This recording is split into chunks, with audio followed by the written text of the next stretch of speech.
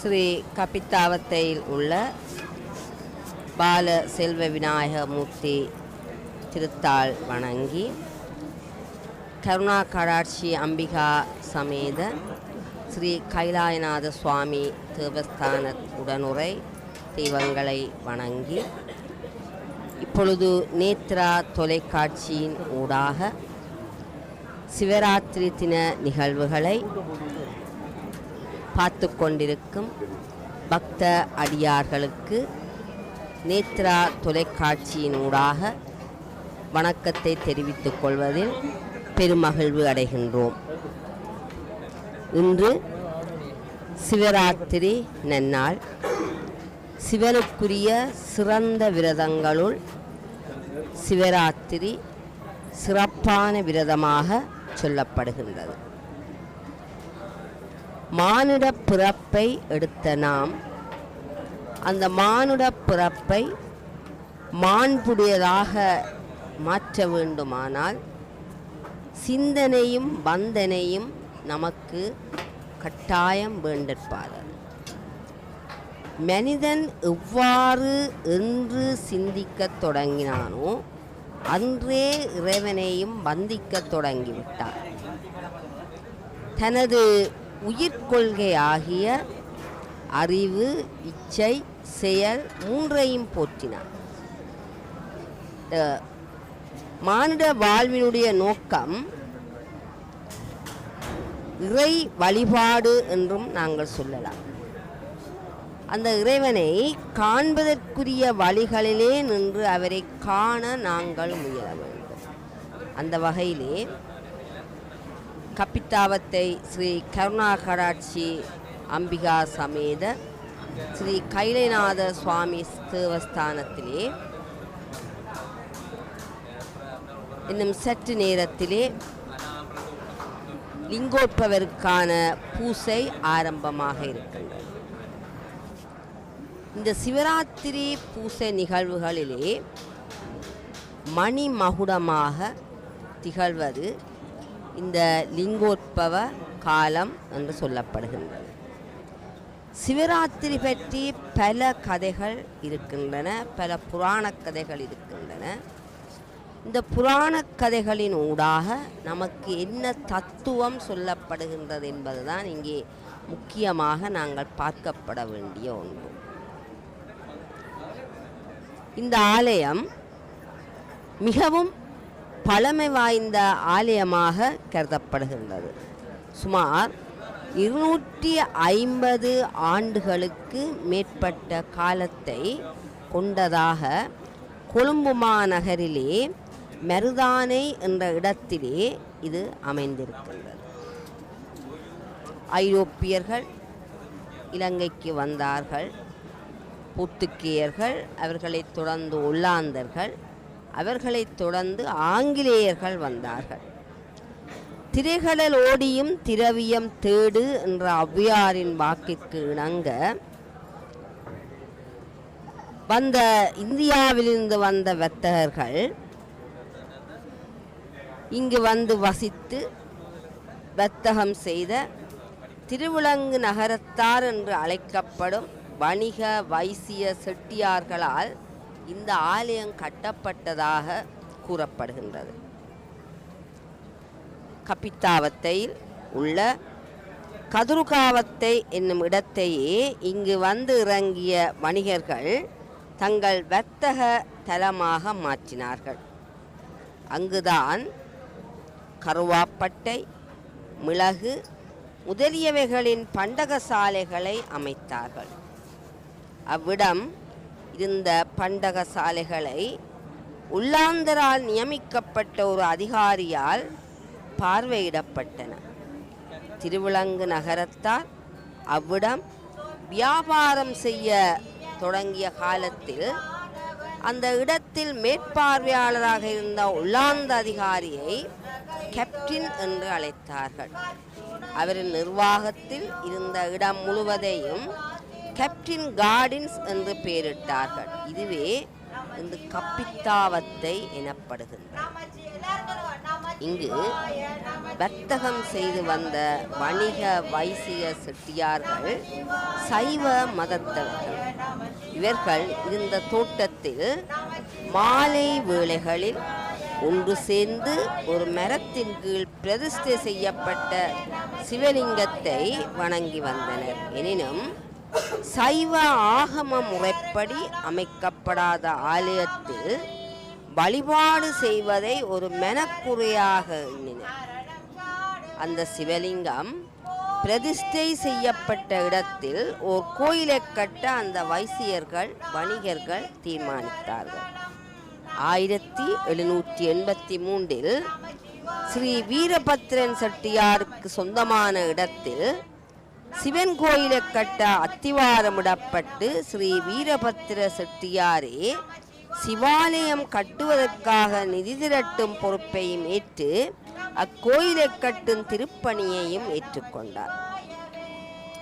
அச்சிவன் கோயில்தான் இன்று ஸ்ரீ கைலாசநாத சுவாமி கோயில் என்று அழைக்கப்படுகின்றது. கப்பித்தாவத்தில் உள்ள ஸ்ரீ பாலசெல்வ விநாயகமூர்த்தி கோயிலும் மிக புராதன கோயிலாகும். சுமார் 250 வருட பாரம்பரியத்தை இந்த ஆலயம் கொண்டுள்ளது. இந்த ஆலயமும் இன்றைய மகா சிவராத்திரி சிறப்பு தரிசனங்களை தந்து கொண்டிருக்கும் ஸ்ரீ கைலைநாதர் ஆலயமும் அருகருகாகவே அமைந்துள்ளமை மேலும் இந்த ஆலயத்திற்கு சிறப்பூட்டுகின்றது. ஒரே இடத்தில் விநாயகரும் சிவனும் குடிகொண்டு பக்தர்களுக்கு அருள் பாலித்து கொண்டு இருக்கின்றனர். இவ்வாறான இந்த பெருமைமிக்க இந்த ஆலயத்திலே இப்பொழுது லிங்கோத்பவருக்கான பூசை நிகழ்வுகள் ஆரம்பமாக இருக்கின்றன. ஒரு மனிதனை நல்வழிப்படுத்துபவை சமயங்கள். எப்படியும் வாழலாம் என்று இல்லாமல் இப்படித்தான் வாழ வேண்டும் என்று நமக்கு சில விதிகளை வகுத்து தந்திருக்கின்றன சமயங்கள். அந்த வகையிலே சிவனை முழுமுதற் கடவுளாக கொண்டு சைவ சமயம் விளங்குகின்றது. இந்த சிவனுக்கு பல விரதங்கள் சொல்லப்பட்டாலும் சிவராத்திரி விரதமானது மிக விசேடமாக சொல்லப்படுகின்றது. இந்த சிவராத்திரி விரதம் பற்றி பல்வேறு கதைகள் காணப்படுகின்றன. இங்கே அந்தன பெருமக்கள் இப்போதும் திருமேனி தீண்டுவார்க்கு அடியேன் என்று திருத்தொண்ட தொகையிலே சுந்தரர் கூறுகின்றார். அந்த அந்தன பெருமக்களால் இப்பொழுது இந்த ஆலய கிரியைகள், அதாவது இந்த ஆலயத்தினுடைய மேற்கு புற கோஷ்டத்திலே லிங்கோத்பவர் அமர்ந்திருக்கின்றார். இந்த லிங்கோத்பவருக்குத்தான் இந்த லிங்கோத்பவ காலத்திலே மிக விசேடமான பூசை வழிபாடுகள் இடம்பெறும். நித்திரை சிவராத்திரி விரதத்திலே உபவாசம் இருந்து நித்திரை விழித்து இந்த இறைவனை நாங்கள் வணங்கும் போது பரமுத்தியை அடையலாம் என்று எங்களுடைய ஆன்மீக நூல்கள் எல்லாம் எடுத்து காட்டுகின்றன. அவ்வாறு நித்திரை விழிக்க இயலாதவர்கள் குறைந்தது இந்த லிங்கோத்பவ காலம் வரையிலாவது கண் விழித்து இறைவனை வணங்க வேண்டும் என்பதுதான் அந்த விதியாக சொல்லப்படுகின்றது. ஆகவே இப்பொழுது அந்த லிங்கோத்பவ மூர்த்தத்தை நாங்கள் காண இருக்கின்றோம். இங்கே தொலைக்காட்சியின் ஊடாக மிகச் சிறப்பாக இந்த லிங்கோத்பவ மூர்த்தம் காணப்படுகிறது. சிவனுக்கு பல மூர்த்தங்கள் சொல்லப்படுகின்றது. உண்மையிலே இறைவன் உருவமும் நாமமும் அற்றவன்தான் சிவன். திருவாசகத்திலே மணிவாசக பெருமான் மிக அழகாக சொல்லுகின்றார். ஒரு நாமம் ஓருருவம் ஒன்றும் இல்லாக்கு 1000 திருநாமங்கள் பாடினாம் தெள்ளேனம் கொட்டாமோ என்று சொல்லுகின்றார். அப்படியான சிவபெருமானுக்கு 25 மூர்த்தங்கள் சிவமூர்த்தங்கள் மிகச் சிறப்பாக சொல்லப்படுகின்றன. அதிலே இந்த சிவராத்திரி காலத்திலே நாங்கள் விசேடமாக வணங்குகின்ற மூர்த்தமாக இந்த லிங்கோத்பவ மூர்த்தத்தை காணலாம். இது சிவராத்திரி கதையிலே இடம்பெறுகின்ற அடிமுடி தேடிய கதையை மையமாக கொண்டு இந்த உருவம் இங்கே சித்தரிக்கப்படுகின்றது. இந்த சிவராத்திரி விரதமானது மாசி மாதத்திலே கிருஷ்ண பட்ச சதுர்த்தசி கூடிய தினத்தன்று இரவு சிவபெருமானை வழிபடுவதற்குரிய சிறந்த இரவாகியதால் சிவராத்திரி என வழங்கப்படலாயிற்று. சகல ஜீவான்மாக்களும் பரமபதியை வழிபட்டு பரமுக்தி அடைய உகந்த தினமாதலால் ஜீவர்களுக்கு, அதாவது சிவத்துக்கு என்னும் ஒரு பெயர், சுகம், நன்மை, மங்களம் என்று சொல்லப்படுகின்றது. ஆகவே ஜீவர்களுக்கு சிவத்தை அளிக்கும் இரவு என்ற கருத்திலும் சிவராத்திரி என வழங்கலாயிற்று. இந்த சிவராத்திரி தினத்துக்கு காரணமாக அமைந்த சம்பவங்கள் சொல்லப்படுகின்றது. அவாந்தர பிரளயம், மகா பிரளயம் என பிரளயம் இருவகைப்படும். நீரினால் வரும் பிரளயம் அவாந்தர பிரளயமாகும். நெருப்பினால் வரும் பிரளயம் மகா பிரளயமாகும். பிரமாவின் இறுதிக்காலமாகிய மகா பிரளயத்திலே ஜீவராசிகள் முழுவதும் சிவனிடம் ஒடுங்கின. அந்த நேரம் உமையம்மையார் சிவபெருமானை பூசித்தார். மீண்டும் திருவருளால் படைப்பு தொடங்கியது. அப்பொழுது தேவி, எம்பெருமானே, தேவரீரை அடியேன் பூசித்தமையால் இந்த இராத்திரி சிவராத்திரி என பெயர் பெற்று விளங்க வேண்டும். இத்தினத்தில் விரதமிருந்து தேவரீரை பூசிப்பவர்கள் இம்மையில் விரும்பிய போகங்களையும் மறுமையில் பேரின்பத்தையும் பெற கிருபை செய்து அருளுக என்று வேண்டிக் கொண்டார். பெருங்கருணை கடலாகிய சிவபெருமான் அவ்வாறு கிருபை செய்து அருளினார். இந்த வரலாறு சிவரகசிய காண்டத்திலே கூறப்படுகின்றது. இங்கே அந்தண சிவாச்சாரியார்கள் இந்த உற்சவத்தை நடத்த ஆரம்பித்து விட்டார்கள். இங்கே அந்த உபயோகாரர்களுக்கு தற்பை என்று சொல்லப்படுகின்ற அந்த பவித்திரம் அணிவித்து அந்த கிரியைகளை ஆரம்பித்திருக்கிறார்கள். பில்வ மாலையோடு இங்கே லிங்கோத்பவர் காட்சி தருகின்றார்.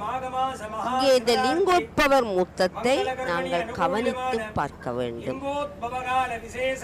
ஒரு உருளை வடிவமான ஒரு கல் லிங்கம், எங்கள் எல்லோருக்கும் தெரியும், அருவுருவ திருமேனி. இந்த லிங்க திருமேனி அதிலே மேற்புறத்திலே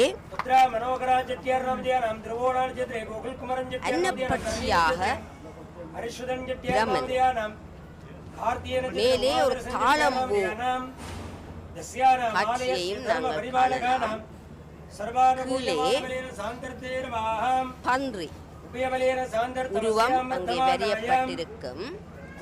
இது அடி முடி தேடிய அந்த கதையுடன் சம்பந்தப்பட்ட அந்த உருவமாக இங்கே காணப்படுது. லிங்கம் உட்பவித்த தினம் லிங்கோத்பவ கல்பவம் என்று சொல்லப்படுகிறது.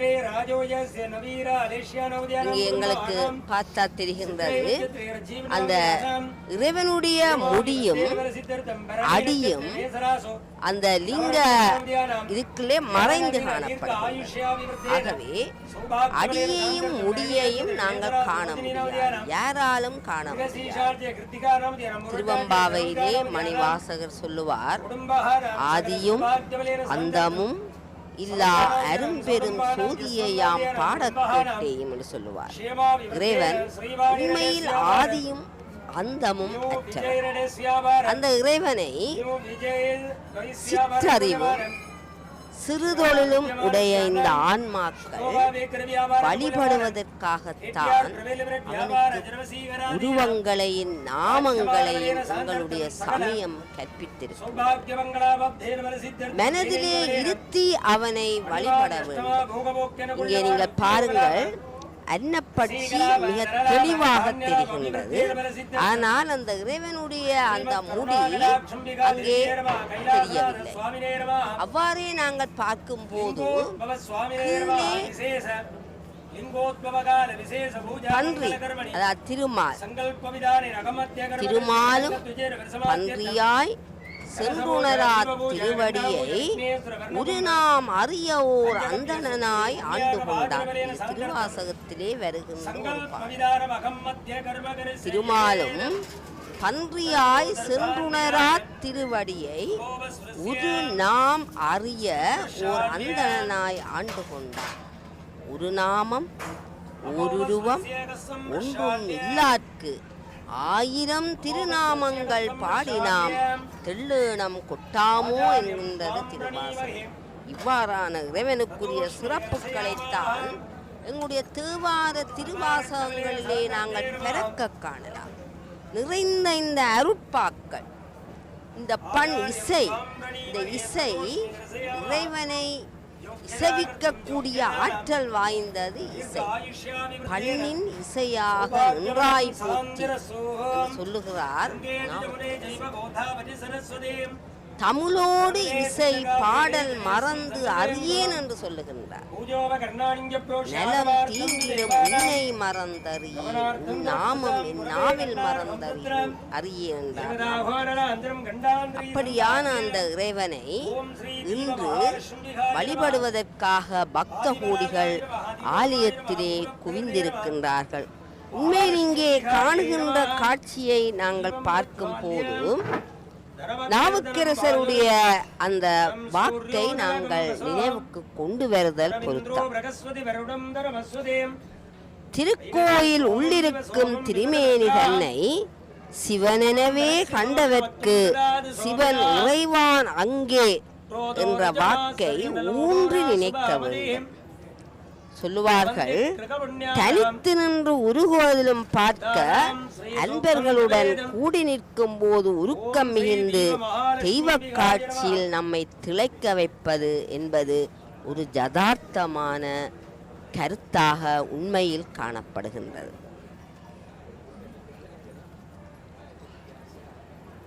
பாட அடியார் பெறவக் கண்டேன், பக்தர் கணம் கண்டேன், மொய்த்த பூதம் ஆடல் முழுவதும் அதிரக் கண்டேன், அங்கை அனல் கண்டேன், கங்கையானை கோடலரவார் சடையில் கண்டேன், கொக்கின் இதழ் கண்டேன், கொன்றை கண்டேன், வாடல் தலையொன்று கையில் கண்டேன், வாய்மூரடிகளை நாம் கண்டவாறே என்று சொல்லப்படுகின்றது.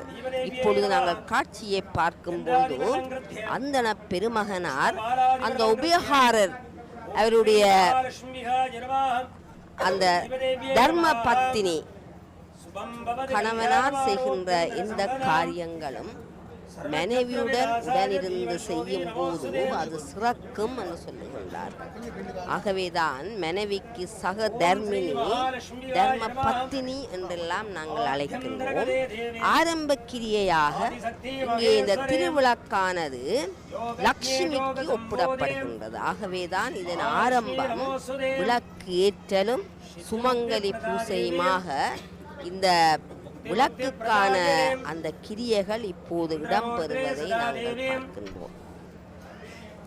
இல்லக விளக்கது இருள் கெடுப்பது, சொல்லக விளக்கது சோதி உள்ளது, நல்லக விளக்கது பலரும் காண்பது, நல்லக விளக்கது நமச்சிவாயவே என்றார் நாவுக்கரசர். விளக்கு என்று நாங்கள் சொல்லுகிறோம். இதையாவது எங்களுக்கு விளங்க முடியாவிட்டால் இதை விளக்குங்கள் என்று சொல்லுகின்றோம்.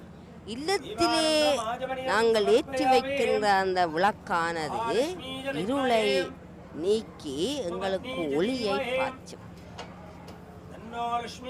சொல்லக விளக்கு அதற்கும் ஒரு பெருமானம் இருக்கிறது. நல்ல சொற்களாலேயும் நாங்கள் மனதை குளிர்விக்க முடியும், அவர்களுடைய மனதிலே இருக்கின்ற இருளை அகற்ற முடியும். இதை நாங்கள் யதார்த்தபூர்வமாக நாங்கள் காண்கிறோம். சொல்லுக்கு இருக்கின்ற பெருமதி, அதாவது நாக்கு. வள்ளுவர் சொல்லுவார், சொல்லுதல் வெல்லான் சோர்விலான் அஞ்சான் அவனை இகழ்வெல்லர் யார்க்கும் எளிது அரிது என்று சொல்லுவார் வள்ளுவப் பெருமான். ஆகவே சொல்லுக்கும் ஒரு பெருமதி இருக்கின்றது. நல்லக விளக்கது பலரும் காண்பது, நல்லக விளக்கது நமச்சிவாயவே என்று சொல்லப்படுகிறது. இன்று அடியார்கள் எல்லோரும் நாங்கள் ஆலயத்திலே கூடியிருக்கின்றோம். எங்களுடைய பண்பாடு கலாசார உடைகளுடன் நாங்கள் வந்திருக்கின்றோம். எங்களுடைய ஆலயத்துக்கு எவ்வாறு நாங்கள் வர வேண்டும் என்று நாவலர் பெருமானவர்கள், நல்லநகர் தந்த அந்த நாவலர் பெருமானவர்கள் எங்களுக்கு மிக அழகாக சிவாலய தரிசன விதி என்ற நூலிலே சொல்லியிருக்கிறார். இங்கே அடியார்கள் கூடியிருக்கின்றோம். எல்லோரும் அந்த காட்சியை நாங்கள் மெய் மறந்து எல்லோரும் பார்த்து கொண்டிருக்கின்றார்கள். இது ஒரு அரிய காட்சி. கோயிலை நாங்கள் இரண்டாக பார்க்கலாம், கற்கோயில், மனக்கோயில். கோயிலில்லா ஊரில் குடியிருக்க வேண்டாம் என்பது ஆண்டோர் வாக்கு. கோயில் என்று சொல்லப்படுகின்றது. அந்த இறைவன் இருந்து ஆட்சி செய்கின்ற இடம் இந்த கோயில். இறைவன் எங்கும் இருக்கின்றார். இறைவன் இல்லாத இடமே இல்லை. இருந்தாலும் அவனை விசேடமாக மன நிம்மதியாக லயித்து, ஆன்மாக்கள் லயித்து மன ஒருமைப்பாட்டுடன் தங்களுடைய பிரச்சனைகளை மறந்து அந்த இடத்திலே தியானத்தை கொண்டு வந்து வணங்குகின்ற ஒரு அரிய இடமாக ஆலயங்கள் அமைகின்றன. ஆகவேதான் ஆலயத்துக்கு பக்த கூட்டங்கள் வருகின்றார்கள். அடுத்தது நாங்கள் சொல்லுவோம் மனக்கோயில் என்று சொல்லுகின்றோம். இறைவன் எங்கே இருக்கின்றான் என்று சொன்னால் அடியார்களின் மனத்திலும் அவன் இருக்கின்றான். அதை ஔவையார் அழகாக சொல்லுவார், தொண்டர்தம் பெருமை சொல்லவும் பெரிதோ என்று சொல்லுகிறார். பெரிது பெரிது, புவனம் பெரிது. உலகத்திலே நாங்கள் பார்த்தால் புவனம் உலகம் பெரிது.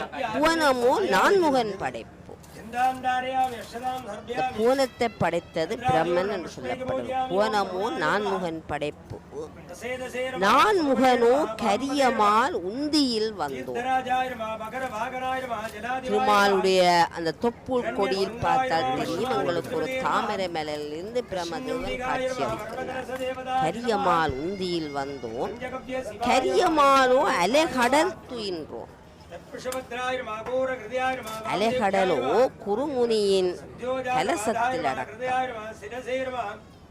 இவ்வாறு சொல்லிக் கொண்டு போகின்ற ஔவையார் நிறைவாக சொல்லுகின்றார், இந்த இறைவன் எங்கே இருக்கின்றான் என்று சொன்னார், அடியார்களுடைய உள்ளத்திலே இருக்கின்றான். ஆகவேதான் தொண்டர்தம் பெருமை சொல்லவும் பெரிதே என்று சொல்லுகின்றார் ஔவையார். இங்கே அபிஷேகம் ஆரம்பமாக இருக்கின்றது.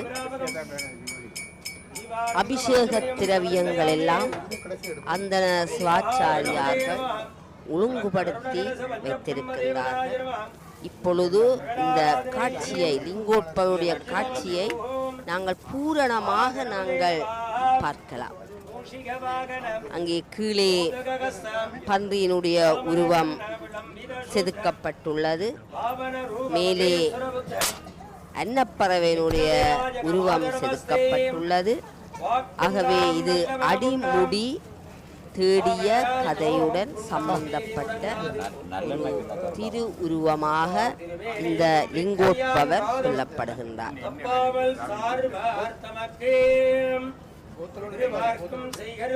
இந்த இறைவன் நமக்கு அங்கங்களை தந்தது இறைவனை வழிபடுவதற்காகத்தான். நாவலர் பெருமான் சொல்லுவார், இந்த சரீரம் நமக்கு கிடைத்தது இறைவனை வழிபட்டு முக்தி இன்பம் பெறுவதற்காக என்று சொல்லப்படுகிறது. ஆகவே இந்த சரீரத்தை நாங்கள் மிகவும் சுத்தமாக வைத்திருக்க வேண்டும். திருமூலர் சொல்லுவார், உடம்பால் அழியும் உயிரால் அழிவர் சொல்லப்படுகின்றது. அந்த இறைவன் இருக்கின்ற அந்த உடம்பை நாங்கள் சுத்தமாக, உள்ளம் பெரும் கோயில் ஊன் உடம்பு ஆலயம் வல்ல பிரானார்க்கு வாய் கோபுர வாசல் தெள்ள தெளிந்தார்க்கு சீவன் சிவலிங்கம் கள்ள புலனைந்தும் காணா மணி விளக்கே என்கின்றார். ஆகவே உள்ளமாகிய அந்த பெருங்கோயில் இறைவன் இருக்கின்ற அந்த கோயிலாக, அந்த மனக்கோயிலை நாங்கள் மிக சுத்தமாக வைத்திருக்கிறோம். உலகத்திலே எது சிறந்த அறம் என்று சொன்னால் வள்ளுவ பெருந்தகை சொல்லுவான், மனதின் கண் மாசிலநாதல் அனைத்து ஆகுல நீரபுற என்று சொல்லுகின்றார். மனதிலே குற்றமற்றவனாக இருக்க வேண்டும். இப்பொழுது இந்த ஆலயத்தினுடைய கோபுரம் காட்டப்படுகின்றது. இந்த கோபுரம் என்பது நாங்கள் தூலலிங்கம் என்று சொல்லுகின்றோம். அதாவது கோபுர தரிசனம் கோடி புண்ணியம் என்று சொல்லப்படுகின்றது. சில ஆலயங்கள் 3 தளங்கள் 5, 7, 9 தளங்களாக உச்சியிலே கலசத்தை தாங்கி நிற்கின்றன. இந்த கோபுரத்தை பற்றி சொல்லுவார்கள், இங்கே இருக்கின்ற அந்த உருவங்களை நாங்கள் பார்த்தா தெரியும்.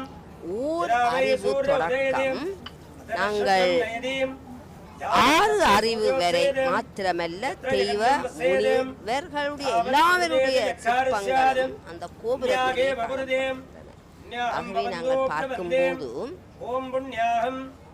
எல்லா உயிரினத்துக்கும் அந்த இடத்திலே இடம் உண்டு என்று காட்டுவதுதான் இந்த கோபுரத்தினுடைய தத்துவமாக. இந்த கோபுரத்தை நாங்கள் பார்க்கும்போது சிரசிலே கையை குவித்து இறைவனை நாங்கள் வழிபட வேண்டும். இந்த பெரம்பொருளை நாங்கள் எப்பொழுதும் பெரம்பொருள் என்று சொல்லுவது இறைவனுடைய மேலாண் தன்மையை வைத்துத்தான் நாங்கள் பெரம்பொருள். ஆகவே அந்த மேலான தன்மையுடைய அந்த இறைவனை நாங்கள் வழிபடும் போது எப்பொழுதுமே நாங்கள் சிரசிலே எங்களுடைய 2 கைகளையும் குவித்துத்தான் நாங்கள் வழிபட வேண்டும் என்று சொல்லப்படுகிறது. இங்கே லிங்கோத்பவருக்கான அந்த கிரியைகள் ஆரம்பமாக இருக்கின்ற, அபிஷேக இதுகள் ஆரம்பமாக இருக்கின்றன. அந்தன சிவாச்சாரியருடைய இந்த மந்திரங்களாலே அந்த கும்பங்கள் புனிதப்படுத்தப்படுகின்றன. அந்த அபிஷேக நீர் தெய்வ சக்தி ஊட்டப்படுகின்றது.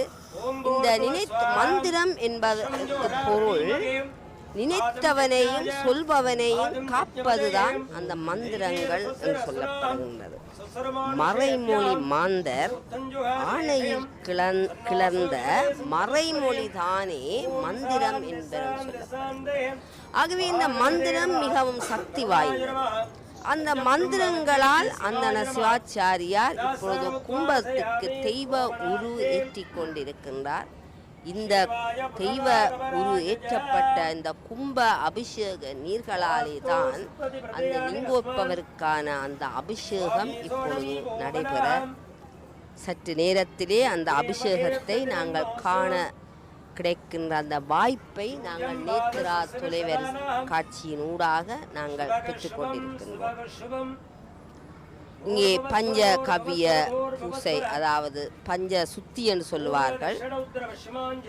அந்த பூசை இடம்பெற்று அந்த நீரால் தூய்மையாக்குகின்ற அந்த நிகழ்ச்சி இப்பொழுது இடம்பெற்று கொண்டிருக்கின்றது.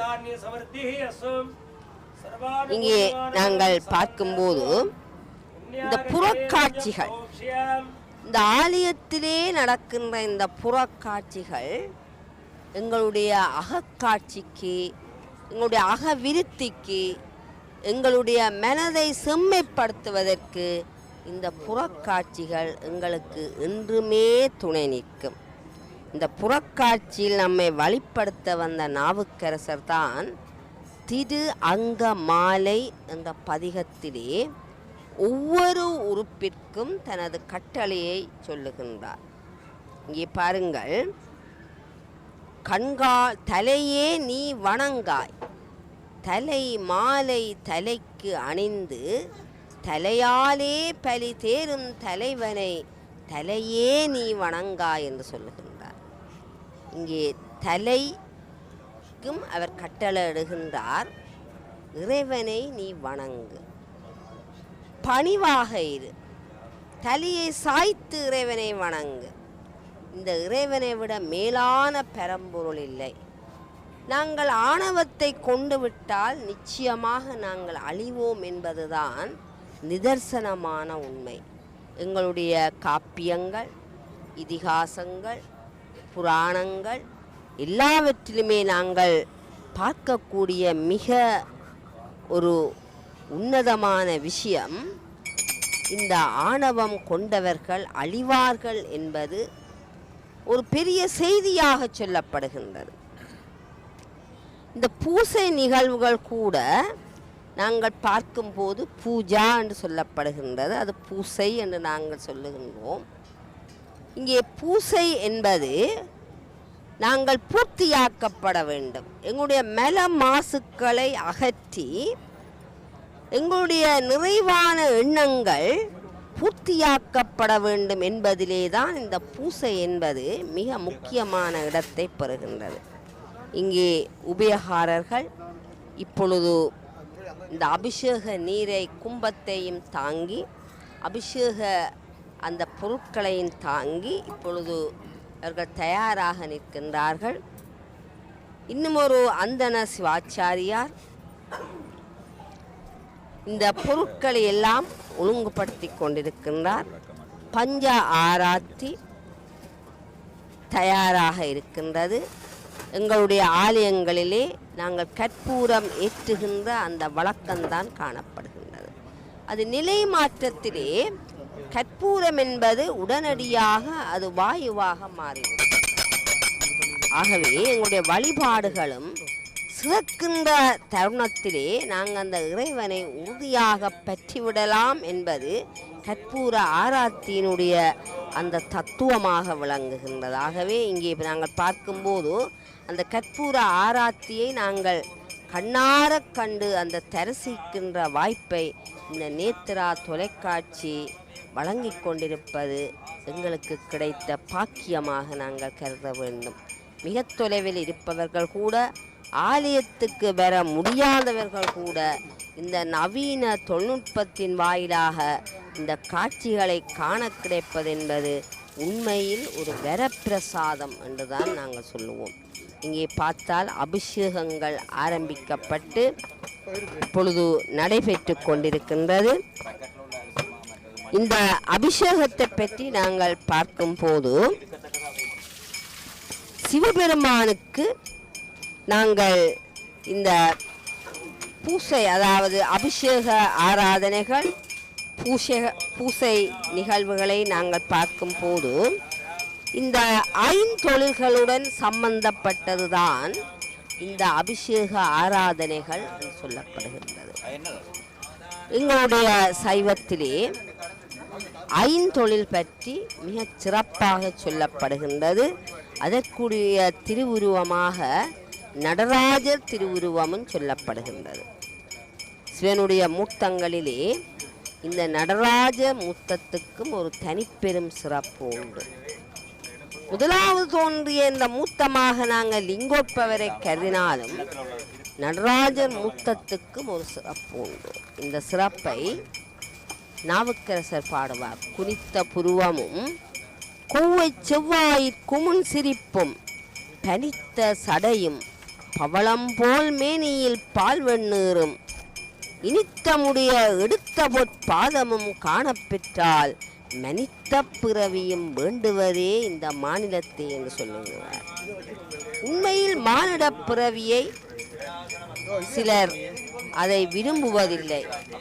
மணிவாசகர் சொல்லுவார், புல்லாகி பூடாய் புழுவாய் மரமாகி பல்விருகமாகி பறவையாய் பாம்பாகி கல்லாய் மனிதராய் பேயாய் கணங்களாய் வல் அசுரராகி முனிவராய் தேவராய் செல்லானின்ற இத்தாவர சங்கமத்துள் எல்லா பிறப்பும் பிறந்திழைத்தேன் எம்பெருமான் மெய்யே உன் பொன்னடிகள் கண்டு இன்று வீடு உற்றேன் என்று சொல்லுவார். ஆகவே இந்த மானிட பிறவியில் நாங்கள் தொடர்ந்து அல்லலுறாமல் இறை இன்பத்தை வீடு பேரை அடைவதுதான் எங்களுடைய மானிட பிறவியின் நோக்கம் என்று சொல்லுகிறார்கள். ஆகவே இறைவன் படைத்த ஒவ்வொரு அங்கத்தையும் அவனுக்கே நாங்கள் அர்ப்பணமாக்கி இந்த உலகத்திலே வாழ பழகிக்கொள்ள வேண்டும். அபிஷேகம் படைத்தல் தொழில் என்று சொல்லுகின்றார்கள். நைவேத்தியம் காத்தல் தொழில் என்று சொல்லுகிறார்கள். பலி போடுதல் சங்காரத் தொழில் என்றும், தீபமே காட்டுதல் துரோபவத் தொழிலாகவும், ஹோமம் செய்தல் அனுக்கிரக தொழில் என்றும் சொல்லப்படுகின்றது. ஆகவே இந்த அபிஷேக பலன்களை நாங்கள் பார்க்கும் போதும் சிவபெருமானுக்கு நெய் அபிஷேகம் செய்தால் 1000 கோடி வருடங்களில் செய்யப்பெற்ற மகாபாவங்கள் நீங்கும் என்று சொல்லப்படுகின்றது. 1 மாதம் நெய் அபிஷேகம் செய்தால் 21 தலைமுறையில் உள்ளவர்களும் சிவபதத்தை அடைவர். கை யந்திரத்தால் உண்டான தைலத்தை அபிஷேகம் செய்தால் அலங்காரம் செய்யப்பட்ட அளவில்லாத பசுக்களை தானம் செய்த பலன் கிடைக்கும். தயிர் அபிஷேகம் செய்தால் எல்லா பாவங்களும் நீங்கி முடிவில் சிவபதம் கிடைக்கும் என்று சொல்லுகிறார்கள். இங்கே அந்தன சிவாச்சாரியார் லிங்கோட்பவருக்கு தயிர் அபிஷேகம் செய்து கொண்டிருப்பதை நாங்கள் கண்ணார காண்கின்றோம்.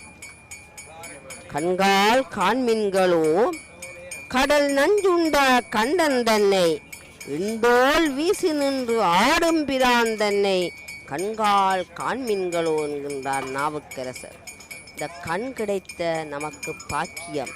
அந்த இறைவனை கண்டு கண்ணார தொழுதல். அந்த வகையிலே இங்கே கண்ணார தொழுகின்ற அந்த பாக்கியத்தை எங்களுக்கு அந்த நேத்ரா தொலைக்காட்சி தந்து கொண்டிருக்கின்றது. தயிர் அபிஷேகத்தை தொடர்ந்து இங்கே இளநீர் பல வகை திரவியங்களால் தொடர்ந்து இந்த அபிஷேகம் நடைபெற இருக்கின்றது.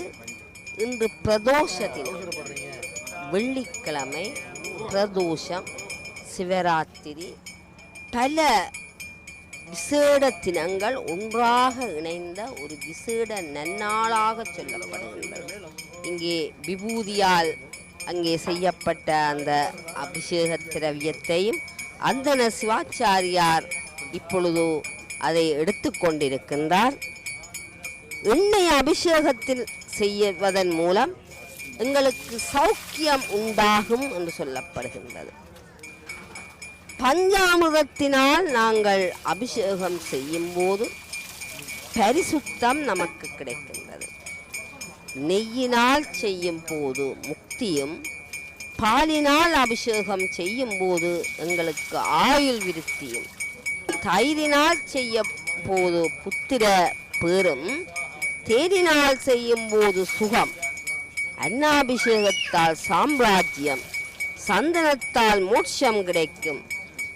வஸ்திர நாங்கள் பூசையின் போது அது சாத்துவதால் எங்களுக்கு இருக்கின்ற அந்த வறுமைகள் நீங்கும். புஷ்பமாலை சாத்தும் போது ஐஸ்வர்யம் அளிக்கும். நைவேத்தியத்தினால் அரச பதவி கிடைக்கும். தாம்பூலத்தினால் குறைவற்ற பயன் கிடைக்கும் என்று எங்களுடைய ஆகம நூல்கள் சொல்லுகின்றன. இங்கே அபிஷேக குண்டத்திலே இப்பொழுது அந்தன சிவாச்சாரியார் அவர்கள் இந்த அபிஷேக திரவியங்களை இட்டு அங்கே தன்னுடைய கிரியைகளை ஆரம்பித்திருக்கின்றார். இந்த பூசை அபிஷேகங்களினால் எங்களுக்கு யாகம், தவம், தானம், புண்ணிய தீர்த்தம் ஆடிய பலன் இவைகள் எல்லாம் நமக்கு ஒரு சேர கிடைக்கும்.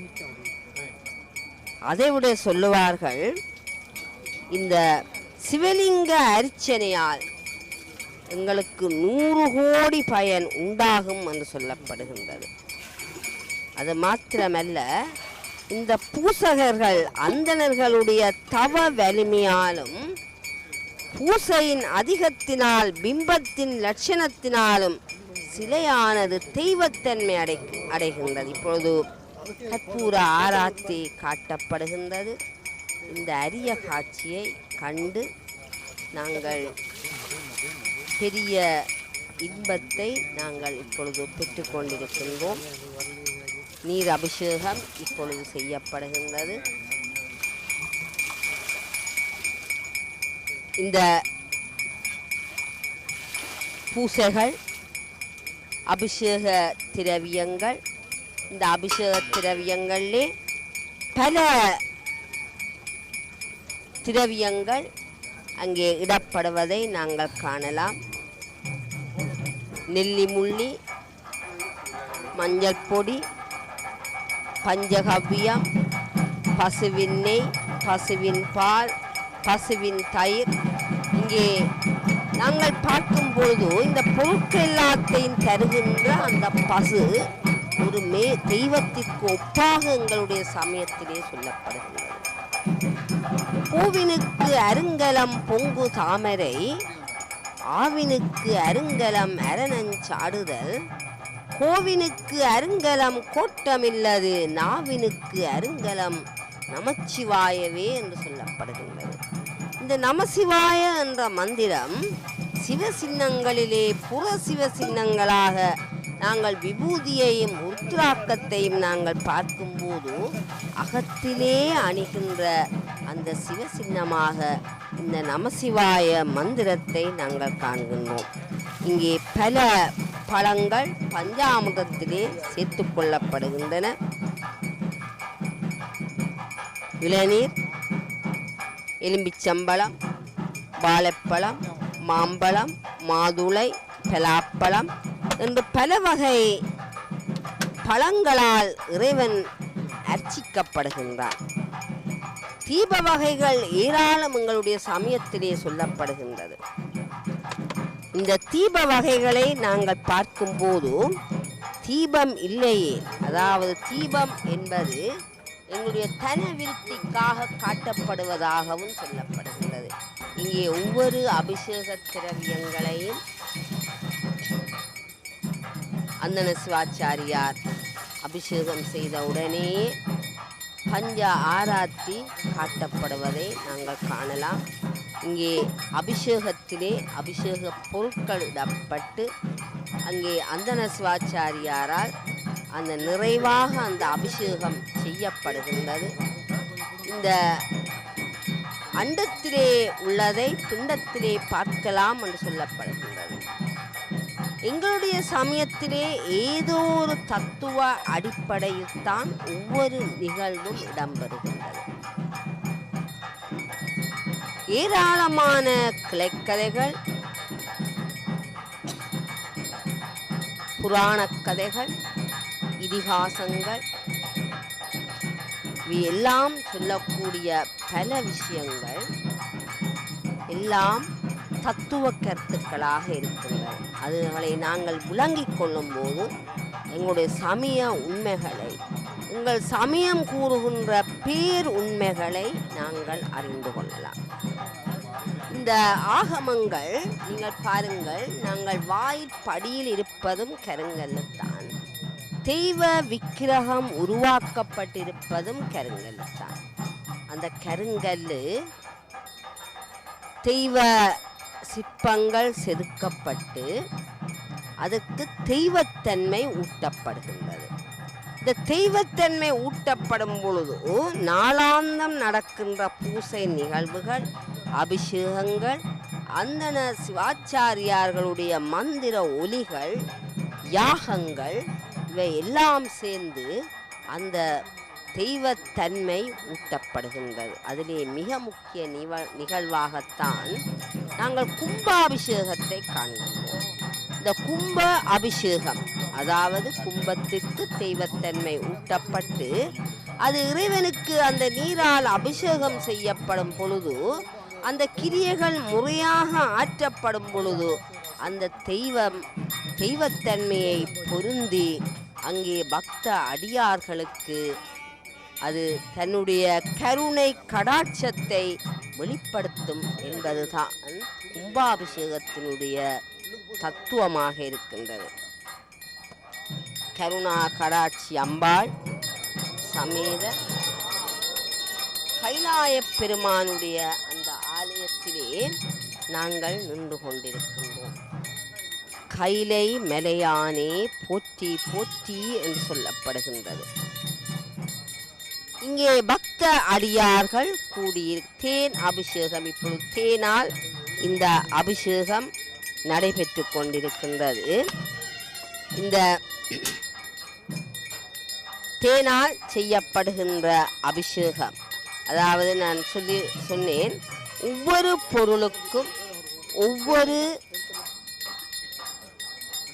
ஏதோ ஒரு அர்த்தத்தோடு தான் இங்கே இறைவனுக்கு அது சமர்ப்பிக்கப்படுகின்றது. தேனால் நாங்கள் அபிஷேகம் செய்யும் பொழுது சுகம் என்பது எங்களுக்கு நிச்சயமாக கிடைக்கும் என்று சொல்லப்படுகின்றது.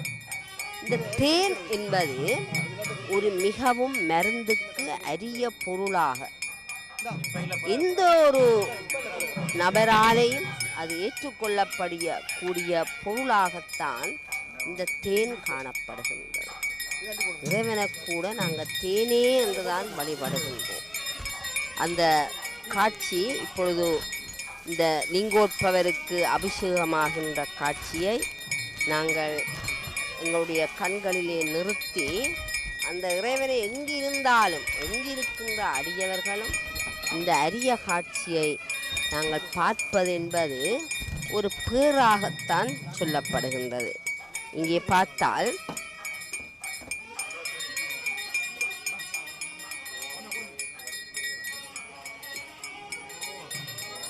சிவராத்திரி கதைக்கு இங்கே பால் அபிஷேகம் இப்பொழுது இடம்பெறுகின்றது. ஆவினுக்கு அருங்கலம் அரண் அஞ்சு ஆடுதல்.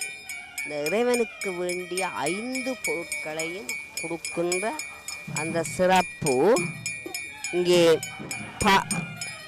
அதாவது என்று சொல்லப்படுகின்ற அந்த பசுவுக்கு இருக்கின்றது. இந்த பாலினால் நாங்கள் அபிஷேகம் செய்யும் பொழுது ஆயுள் விருத்தி உண்டாகும் என்று சொல்லப்படுகின்றது. மீண்டும் ஒரு முறை சொல்லுகின்றேன். இந்த பஞ்சாமுகத்தினால் நாங்கள் அபிஷேகம் செய்யும் பொழுது பரிசுத்தம், நெய்யினால் நாங்கள் அபிஷேகம் செய்யும் பொழுது எங்களுக்கு முத்தி கிடைக்கும் என்று சொல்லப்படுகின்றது. பாலினால் நாங்கள் செய்யும் பொழுது ஆயுள் விருத்தியாகும் என்று சொல்லப்படுகின்றது. சந்தனக்காப்பு அநேகமாக சாத்துவார்கள் இறைவனுக்கு. இது உடல் நலம் வேண்டி செய்யப்படுகின்ற ஒரு பிரார்த்தனையாகவும் இதை நாங்கள் கருதலாம். தயிரினால் புத்திரப்பேறு வரும் என்று சொல்லுகிறார்கள், தேனினால் சுகம் பெறும் என்று சொல்லுகின்றார்கள்.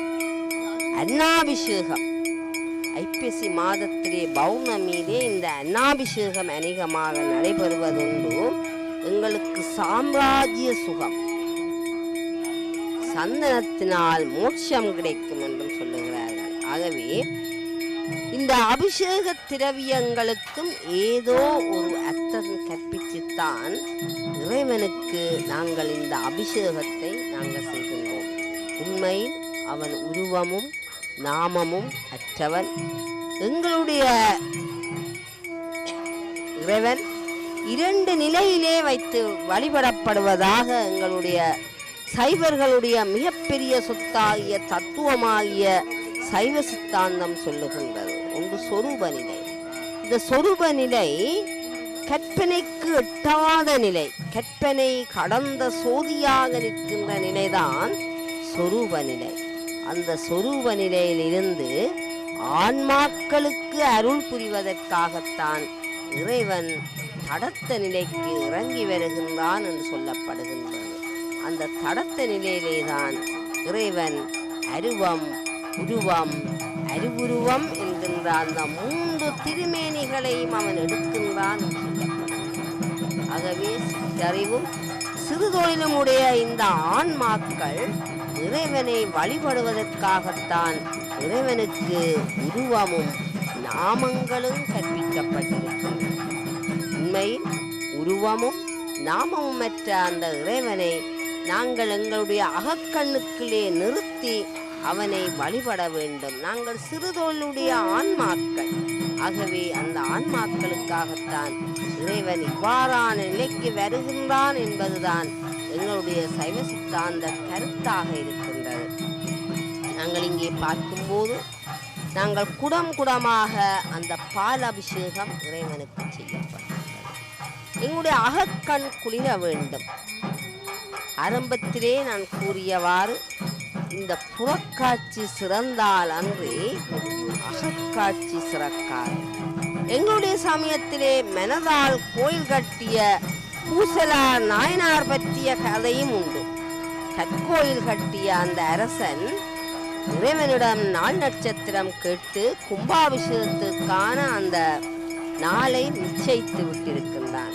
அதே ஊரிலே தான் பூசலார் என்ற ஒரு நாயனார் இருந்தார். அவர் பொருள் வசதி அற்றவர்.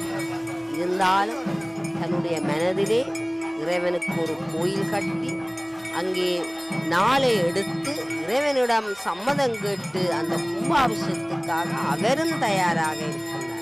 இங்கே அரசன் கேட்டபோது இறைவன் சொல்லுகின்றார், நான் இன்னொரு கும்பாபிஷேகத்துக்கு நான் வாக்கு கொடுத்து விட்டேன் என்று சொல்லி. அரசனுக்கோ ஒரே ஆச்சரியம். தன்னை விட இந்த ஊரிலே பெரிய கோயில் கட்டுவதற்கு யார் இருக்கிறார்கள் என்று சேவகர்களை விட்டு பார்த்திருக்கிறார். அங்கே அப்படி யாருமே இல்லை என்று சொன்ன பொழுதுதான் பூசலாரை இறைவனுடைய அந்த திருவருட்குறிப்பினால் சந்தித்து கேட்கும்போது அவர் மனதிலே தான் கோயில் கட்டிய அந்த வரலாறை சொல்லுகிறார். இங்கே பாடலிலே தேவார பாடல்களிலே சொல்லப்படுகிறது, மனத்தகத்தான் இறைவன் எங்கே இருக்கின்றான் என்பது இப்போ ஒரு கேள்விக்குரிய விடயமாக இருக்கும். மனத்தகத்தான் மனதுக்குள்ளே இருக்கின்றான். மனத்தகத்தான் வாக்கிலும் உள்ளானவன். மனத்தகத்தான் வாக்கிலுள்ளான் தலை மேலான் வாயார தன்னடியே பாடும் தொண்டர் இனத்தகத்தான் இமையவர்தம் சிரத்தின் மேலான் 7 அண்டத்து அப்பாலான் இப்பால் செம்பொன் புனத்தகத்தான் நறுங்கொன்றை போதிலுள்ளான் பொறுப்புடையான் நெருப்புடையான் காற்றிலுள்ளான் கனத்தகத்தான் கைலாயத்து உச்சியுள்ளான் காலத்தியான் அவனின் கண்ணுள்ளானே என்று சொல்லுகின்றார் நாவுக்கரசர். இறைவன் தன்னுடைய கண்ணுக்குள்ளே வைத்து போற்றி பாதுகாத்த நாயனார்கள் இருக்கிறார்கள். ஆனபடியாத்தான் அவர்களுக்கு ஆத்ம பலம் பெறுகிறது. பலத்தை நாங்கள் 3 வகையாக நாங்கள் பார்க்கலாம். உடற்பலம், மனோபலம், ஆத்மபலம். இறைவனை இடையறாது தொழுகின்ற அந்த அடியவர்களுக்கு எப்பொழுதுமே ஒரு ஆத்மபலம் இருக்கும். அதையும் நாங்கள் நாவுக்கரசருடைய வரலாறிலே பார்க்கின்றோம். சமண சமயத்திலிருந்து மீண்டும் சைவத்துக்கு வந்த அவர் சமண அரசனால் அவர் அழைக்கப்பட்ட போது தான் அங்கே வரவில்லை என்று சொல்லுகின்றார். அந்த பாடலிலே நாங்கள் தெளிவாக காண்கிறோம். இங்கே பக்த அடியார்கள் கைகளை கூப்பி மிக பக்தி சிரத்தையோடு அந்த காட்சியை கண்டு கொண்டிருக்கின்றார்கள். உண்மையில் இது ஒரு அரிய காட்சி. இந்த லிங்கோத்பவ மூர்த்தத்தை பற்றி இங்கே சிவராத்திரி கதையிலே நாங்கள் அடிமுடி தேடிய கதையிலே நாங்கள் பார்க்கலாம். ஒரு சமயம் திருமாலும் அயன் என்று சொல்லப்படுகின்ற பிரம்மதேவனும் அகங்காரம் மேலிட்டு, அதாவது ஆணவம் மேலிட்டு, ஒருவனுடைய அழிவுக்கு காரணம் அந்த ஆணவன்தான் மேலிட்டு தாமே பரப்பிரமம் என்று தற்குற்று போர் புரிய தொடங்கினார்கள். போர் புரிய அதனை அறிந்த சிவன் அவர்களின் அஞ்ஞானத்தை நீக்கி அருள திருவுளம் கொண்டு அங்கே அவர்கள் காணும்படி ஒளிப்பிளம்பாக தோன்றினார். இந்த ஒளிப்பிளம்பின் அடிமுடியை யார் காண்கின்றாரோ அவரே பரமபதி என்று ஆகாயத்திலே ஒரு அசரீரி வாக்கு எழுகின்றது.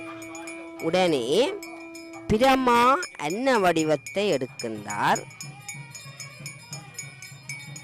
முடியை காண அவர் பறக்கின்றார். திருமால் பன்றி வடிவம் கொண்டு அடிய காண புறப்பட்டார். 1000 ஆண்டுகள் சென்றன. முடியேனும் அடியேனும் காண முடியாதவர்களாக தத்தம் பலிகுன்றி அகந்தை நீக்கி சோதிப்புலம்பின் சமீபம் வந்து துதித்து நின்றார்கள். துதித்து கூறுகிறார்கள், எம்பெருமானே, நாம் தேவரீருடைய அடிமுடியை காணவில்லை. சகல ஜீவான்மாக்களுக்கும் தாயும் நீர்தான், தந்தையும் நீர்தான், உடன் பிறந்தவரும் நீர்தான், எல்லாவற்றையும் காண்பவரும் நீர்தான், கேட்பவரும் நீர்தான், எல்லா காரியங்களையும் செய்விப்பவரும் நீர்தான், யாவருக்கும் மூத்தவரும் நீர்தான், எல்லாவற்றுக்கும் மேலானவரும் நீர்தான். இதனை எவன் அறிகின்றானோ அவன் சிவசாயுச்சிய பதவியை அடைவான் என்று சொல்லி துதித்ததாக இருக்கு வேதத்திலே சொல்லப்படுகின்றது. இவ்வாறு துதி செய்த அவர்களுக்கு சிவபெருமான் அந்த சோதியின் என்றும் லிங்க ரூபமாய் அடியையும் முடியையும் காட்டாது ஒரு முகூர்த்த நேரம் காட்சி கொடுத்தார். ஆகவே இந்த ஒளிப்பிளம்பு லிங்க ரூபம் ஆனதால் அதுக்கு லிங்கோத்பவம் என்ற நாமம் உண்டாயிற்று. மீண்டும் சொல்கின்றேன், இந்த ஒளிப்பிளம்பு லிங்க ரூபமாக மாறுவதால் அது லிங்கோத்பவம் என்ற அந்த நாமம் உண்டாயிற்று. ஆகவே இந்த ஆலயத்திலே, சிவனுடைய ஆலயத்திலே, அதாவது கருணா கடாட்சி அம்பாள் சமேத கைலநாத பெருமானுடைய இந்த ஆலயத்திலே மேற்கு கோஷ்டத்திலே, இந்த பொதுவாக சிவன் ஆலயங்களிலே மேற்கு கோஷ்டத்திலே இந்த லிங்கோத்பவரைத்தான் நாங்கள் காணலாம். அந்த லிங்கோத்பவ மூர்த்தம் மிக அழகாக எங்களுக்கு காட்சிப்படுத்தியிருக்கிறார்கள் நேத்ரா தொலைக்காட்சியினர். ஆகவே இந்த ஒளிப்பிளம்பு லிங்க ரூபமானதால் லிங்கோத்பவம் என்ற நாமம் உண்டாயிற்று என்று சொல்லுகிறார்கள். திருமாலும் அயனும், அதாவது அயன் என்று சொல்லப்படுகின்ற அந்த பிரமாவும் சிவபெருமானை வணங்கி, எங்களுடைய பரமபிதாவே, எங்களுக்கு காட்சி தந்தருளிய இந்த புண்ணிய தினம் சிவராத்திரி என்று பெயர் பெற வேண்டும். இத்தினத்தில் விதிப்படி, இங்கே பாருங்கள், அன்னாபிஷேகம் இப்பொழுது நடைபெற்று கொண்டிருக்கின்றது. விதிப்படி விரதம் அனுஷ்டிப்பவர்கள் இம்மையில் விரும்பிய பலன்களை பெற்று மறுமையிலும் நித்தியானந்த முக்தி பெற்று உய்யவும் திருவருள் பாலிக்க வேண்டும் என்று வேண்டினார்கள். இந்த பரம கருணை கடலாகிய சிவபெருமான் அவ்வாறு திருவருள் பாலித்து அருளினார். இந்த சம்பவம் நிகழ்ந்த தினமும் மகாபிரளயம் முடிந்து மீண்டும் திருவருளால் படைப்பு தொடங்கும் தினமும் ஒன்றாகவே அமைந்தது. ஆகவே இதனை சிவராத்திரி புண்ணியகால உற்பத்திக்கு 2வது காரணமாக கூறுவார்கள். ஆகவே இங்கே நாங்கள் பார்க்கும் பொழுது அந்தன பெருமகனார் அந்த லிங்கோத்பவ மூர்த்திக்கு இப்பொழுது அன்னாபிஷேகம் செய்து கொண்டிருப்பதை நாங்கள் காணலாம். இந்த அன்னாபிஷேகத்தால் சாம்ராஜ்ய பலன் கிடைக்கும் என்று சொல்லுகிறார்கள். நிச்சயமாக ஒவ்வொரு பொருளுக்கும் ஏதோ ஒரு தத்துவம் இருக்கின்றது. நம்பிக்கை அடிப்படைதான் சமயம் என்று சொல்லப்படுகின்றது. எங்களுடைய பூசைகள், அபங்கள், கிரியைகள், வழிபாடுகள் எல்லாவற்றுக்கும் ஏதோ ஒரு அர்த்தம் இருக்கின்றது. இந்த வழிபாடு என்பது நம்முடைய வாழ்க்கையை வழிப்படுத்துவதுதான் வழிபாடு. எப்படியும் வாழலாம் என்று இல்லாமல் எங்களுடைய வாழ்க்கையை ஒரு கட்டுக்கோப்புக்குள் கொண்டு வந்து பாவ புண்ணியங்களை கற்பித்து அற செயல்பாடுகளை எங்களுடைய மனதிலே நிறுத்தி நாங்கள் இம்மையிலும் சிறந்தவர்களாகவும் மறுமையிலும் நாங்கள் அந்த இறை நிழலில் நாங்கள் வாழ வேண்டும் என்று சொல்லித்தான் சமயம் எங்களுக்கு பலவிதமான கிரியைகளையும் எங்களுடைய வாழ்வியல் முறைகளையும் எங்களுக்கு கற்பித்து தந்திருக்கின்றது. எங்களுடைய சமயத்திலே விரதங்கள் இருக்கின்றன, பண்டிகைகள் இருக்கின்றன, விழாக்கள் இருக்கின்றன, உற்சவங்கள் இருக்கின்றன. எல்லாவற்றுக்கும் மேலான தத்துவங்கள் உங்களுடைய சமயத்திலே கற்பிக்கப்பட்டு கொண்டுதான் இருக்கின்றன. பெரிய புராணத்திலே சேக்கிழார் சொல்லுவார், மண்ணினில் பிறந்தார் பெறும் பயன் மதிசூடும் அண்ணலார் அடியார் தம்மை அமுது செய்வித்தல். அது மாத்திரமல்ல, கண்ணினால் அவர் நல் விழா பொலிவு கண்டு ஆறுதல் என்று சொல்லுகிறார். ஆகவே இந்த விழாக்கள் என்றால் என்ன, விரதங்கள் என்றால் என்ன, ஏதோ ஒரு தத்துவத்தை அடிப்படையாக கொண்டுதான் எங்களுக்கு கற்பிக்கப்பட்டிருக்கின்றது. நாவலர் பெருமான் சொல்லுவார், விரதத்துக்கு மிக அருமையான விளக்கணத்தை சொல்லுவார். அதாவது உணவை விடுத்தேனும் சுருக்கியேனும் இறைவனை நாங்கள் மனம், வாக்கு, காயம் ஆகிய 3 நாங்கள் அவனை மெய் அன்போடு வழிபடுவதுதான் விரதம் என்று சொல்லப்படுகின்றது. ஆகவே மனம், அதைத்தான் சொல்லுவார்கள் திரிகரண சுத்தி என்று சொல்லுவார்கள். மனம், வாக்கு, காயம். எந்த ஒரு விரதத்தை நாங்கள் அனுஷ்டிக்கும் போதும் இந்த 3 நாளும் நாங்கள் விரதத்தை அனுஷ்டிக்க வேண்டும் என்பதுதான் விதியாக சொல்லப்படுகின்றது. நாங்கள் பலர் சொல்லுவோம் உபவாசம் இருக்கின்றோம் என்று சொல்லுகின்றோம். உபவாசம் என்பதற்கு பொருள் உண்ணாமல் இருப்பது அல்ல. அந்த இறைவனை நாங்கள் உண்ணாமல் இருக்கக்கூடாது என்பதுதான் உபவாசம். அவருடைய சிந்தனையிலே நாங்கள் திளைத்திருக்க வேண்டும். உப என்றா அருகு, அருகென்றால் அந்த தெய்வ விக்கிரகத்துக்கு அருகே போயிருப்பது என்பது அல்ல பொருள். எங்களுடைய சிந்தனை முழுக்க அந்த இறைவன் பால் செலுத்தப்பட வேண்டும் என்பதுதான் உபவாசத்தினுடைய பொருளாக இருக்கின்றது. ஆகவே நாங்கள் கண் விழித்து உபவாசம் இருந்து நாங்கள் அனுஷ்டிக்கின்ற ஒரு மகா விரதமாக இந்த சிவராத்திரி அமைய பெற்றுள்ளது. ஆகவே இங்கே வில்வ மாலை அந்த இறைவனுக்கு சாத்தப்படுகின்றது. இந்த வில்வம் சிவனுக்குரிய மிக முக்கியமான பத்திர புஷ்பமாக சொல்லப்படுகின்றது. 3 தளங்களை உடையதாக அந்த திரிசூல வடிவாக அந்த வில்வமிலை சொல்லப்படுகின்றது. பூஜை, அதாவது மாலைகளால், புஷ்ப மாலைகளால் அந்தன சிவாச்சாரியார் அலங்கரித்து கொண்டிருக்கின்றார். இந்த புஷ்ப மாலை எங்களுக்கு ஐஸ்வர்யம் அளிக்கும் என்று சொல்லப்படுகின்றது.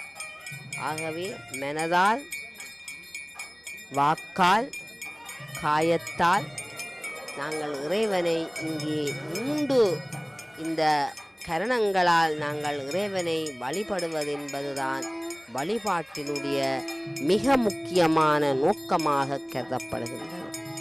ஆகவே விரதம் என்பது தனியாக இங்கே நெய் அபிஷேகம் இப்பொழுது காட்டுகின்றார்கள். இந்த நெய்யினால் நாங்கள் இறைவனை அபிஷேகம் செய்யும் பொழுது எங்களுக்கு முக்தி கிடைக்கும் என்று சொல்லப்படுகின்றது. ஆகவே மனம், வாக்கு, காயம் ஆகிய 3 நாளும் நாங்கள் ஒன்றுபட்டு இந்த இறை வழிபாட்டை நாங்கள் மேற்கொள்ளும் பொழுது எங்களுக்கு காரிய சித்தி, நாங்கள் நினைத்த காரியம் நிறைவேறும் என்று சொல்லுகிறார்கள். இறைவனை நாங்கள் ஒவ்வொன்றையும் கேட்டு, அதாவது நாங்கள் ஆலயத்துக்கு வரும்பொழுது ஏதோ ஒரு கோரிக்கையுடன் தான் நாங்கள் இறைவனை நாங்கள் வழிபடுகின்றோம். ஆனால் மணிவாசகர் சொல்லுகின்றார், இறைவனுக்கு 8 குணங்கள் இருப்பதாக எங்களுடைய சைவ சித்தாந்தம் சொல்லுகின்றது.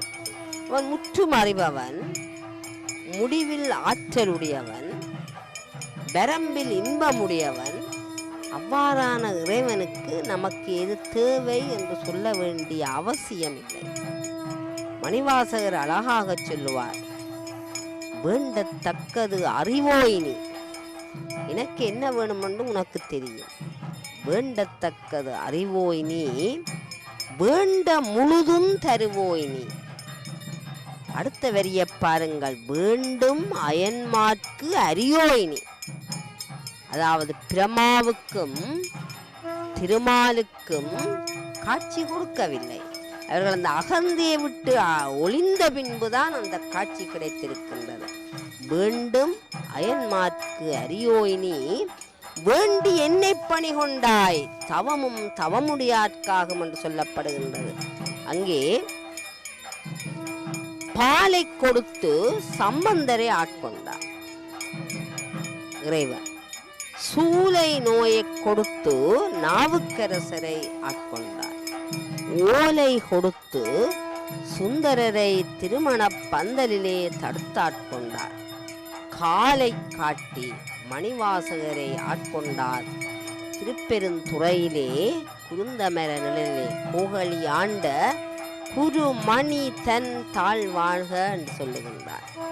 நிலந்தன் மேல் வந்தருளி நீள்கழல்கள் காட்டி நாயிற் கடையாய் கிடந்த அடியேற்கு தாயில் சிறந்த தயாவான தத்துவனே என்று சொல்லுகின்றார்.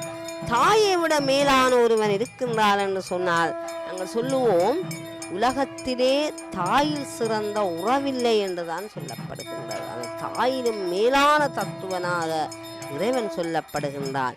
பால் நினைந்தூட்டும் தாயினும் சால பரிந்தினி பாவியேனுடைய என்று சொல்லுகின்றார். ஆகவே வேண்டத்தக்கது அறிவோயினி, வேண்ட முழுதும் தருவோயினி, வேண்டும் அயன்மார்க்கு அரியோயினி, வேண்டி என்னை பணி கொண்டாய், வேண்டி நீயாது அருள் செய்தாய், யானும் அதுவே வேண்டினல்லால் வேண்டும் பரிசு ஒன்று உண்டெனில் அதுவும் உந்தன் விருப்பன்றே என்று சொல்லுகின்றார் மணிவாசக பெருந்தகை. ஆகவே இறைவனுக்கு நமக்கு என்ன வேண்டும் என்பது தெரியும். ஆனால் எங்களுக்கு ஒரு கடமை இருக்கின்றது. இந்த மனம், வாக்கு, காயம் இந்த 3ஐயும் நாங்கள் சுத்தமாக வைத்திருந்து எப்பொழுதுமே இறை சிந்தனைகளால் பயப்பட்டவர்களாக நாங்கள் இருக்க வேண்டும். இங்கே லிங்கோத்பவ மூர்த்திக்கு திருநெற்றினாலே அபிஷேகம் செய்து வில்வமாலை அணிவித்து அந்தன சிவாச்சாரியார் பஞ்சாராத்தி காட்டுகின்ற அந்த கண்கொள்ளா காட்சியை நாங்கள் இப்பொழுது காண்கின்றோம். சிவ சின்னங்களிலே திருநீற்றுக்கு மிகச் சிறப்பு இருக்கின்றது. நீரில்லா நெற்றி பால் என்று சொல்லப்படுகின்றது. வாழ்வியல் தத்துவங்களை எங்களுக்கு சொல்லுவது திருநீறு. இந்த திருநீற்று பதிகத்திலே திருநீற்றின் பெருமையை ஞான சம்பந்தர் பாடியிருக்கிறார். மந்திரமாவது நீரு, வானவர் மேலது நீரு, சுந்தரமாவது நீரு, துதிக்கப்படுவது நீரு, தந்திரமாவது நீரு, சமயத்தில் உள்ளது நீரு, செந்துவர் வாய் உமை பங்கன் திருவாலவாயான் திருநீரே என்று சொல்லுகின்றார். திருவாலவாய் என்று சொல்லப்படுகின்ற தலம் என்று சொன்னால் மதுரை அம்பதி. அங்கேதான் பாண்டிய மன்னனுக்கு ஏற்பட்ட அந்த வெப்பு நோயை அங்கே திருநீற்றினால் மாற்றிய பெருமை சம்பந்தருக்கு உண்டு. ஆகவே இந்த திருநீறு என்பது எங்களுடைய சிவ சின்னங்களிலே ஒன்றாக சொல்லப்படுகின்றது. ஆகவே இந்த நெற்றியிலே நாங்கள் திருநீரை அணிவதை நாங்கள் இப்பொழுது கௌரவ குறைவாக நாங்கள் கருதுகின்றோம். அது எங்களுடைய சின்னம், சிவ சின்னமாக கருதப்படுகின்றது தான் அந்த திருநீர். இங்கே திருநீறு வழங்கப்படுகின்றது பக்த அடியார்களுக்கு. அங்கே நாவலர் சொல்லுவார், இந்த திருநீரை கூட நாங்கள் 2 விதமாக நாங்கள் பூசலாம். ஒன்று நாங்கள் பரவி பூசலாம், இன்னொரு வகை இருக்கின்றது திரிபுண்டரம் என்று சொல்லப்படுகின்ற அந்த 3 குறிகளாக நாங்கள் அதை பூசிக்கொள்ளலாம். தீட்சை பெற்றவர்கள், சமய தீட்சை பெற்றவர்கள் இதை அநேகமாக அவர்கள் மந்திர உச்சாரணங்களின் மூலமாக அந்த உரிய இடங்களிலே அவர்கள் அணிவதை நாங்கள் காணலாம். நாங்கள் எங்களுடைய சமயத்திலே புகுவதற்கு, நாங்கள் ஒரு சைவ சமயி என்று சொல்லுவதற்கு அடையாளமாகத்தான் சமய தீட்சை சொல்லப்படுகின்றது. அதாவது எங்களிடம் உள்ள அந்த அஞ்ஞானத்தை கெடுத்து மாயா மலங்களை எல்லாம் அகற்றி எங்களுக்கு ஞானத்தை கொடுப்பதுதான் தீட்சையாகவே நாங்கள் எந்த காரியங்களாக இருந்தாலும், நாங்கள் மந்திர உச்சாரணங்கள் செய்வதாக இருந்தாலும், பஞ்சாட்சர ஜபம் செய்வதாக இருந்தாலும், சிறப்பாக பூசை செய்வதாக இருந்தாலும், இந்த சமய தீட்சை நாங்கள் பெறும்போது அது எங்களுக்கு மேலான பலனை அளிப்பதாக ஆன்மீக நூல்கள் குறிப்பிடுகின்றன. இப்பொழுது அபிஷேகம் தொடர்ந்து நடைபெற்று கொண்டிருக்கின்றது. இந்த லிங்கோத்பவ காலத்திலே இந்த அபிஷேகத்தை நாங்கள் பார்ப்பது உண்மையிலே இது எங்களுக்கு இறைவன் கொடுத்த மிகப்பெரிய பேராக நாங்கள் காணலாம். இந்த சிவராத்திரி புண்ணிய தினத்திலே பகல் முழுவதும் உபவாசம் இருந்து 4 சாமங்களிலும் கண் விழித்துத்தான் உண்மையில் சிவ தரிசனம் செய்ய வேண்டும். தரிசனம் செய்வது மாத்திரமல்ல,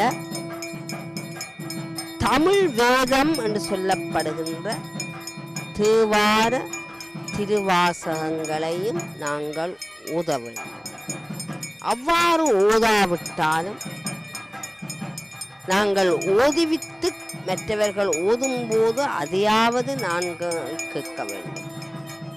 நித்திரை விழிக்க இயலாத வயோதிபர்களும் நோயாளிகள் இருக்கின்றார்கள்.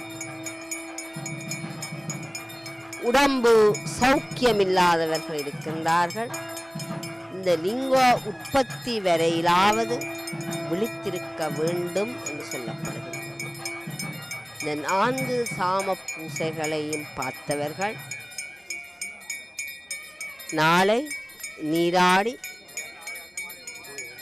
சிவனை வணங்கி பாரணை செய்ய வேண்டும் என்று சொல்லப்படுகின்றது. இந்த பாரணை என்பதற்கு பொருள் உபவாசத்துக்கு பின் செய்கின்ற அந்த பூஜனம்தான் பாரணை என்று சொல்லப்படுகின்றது.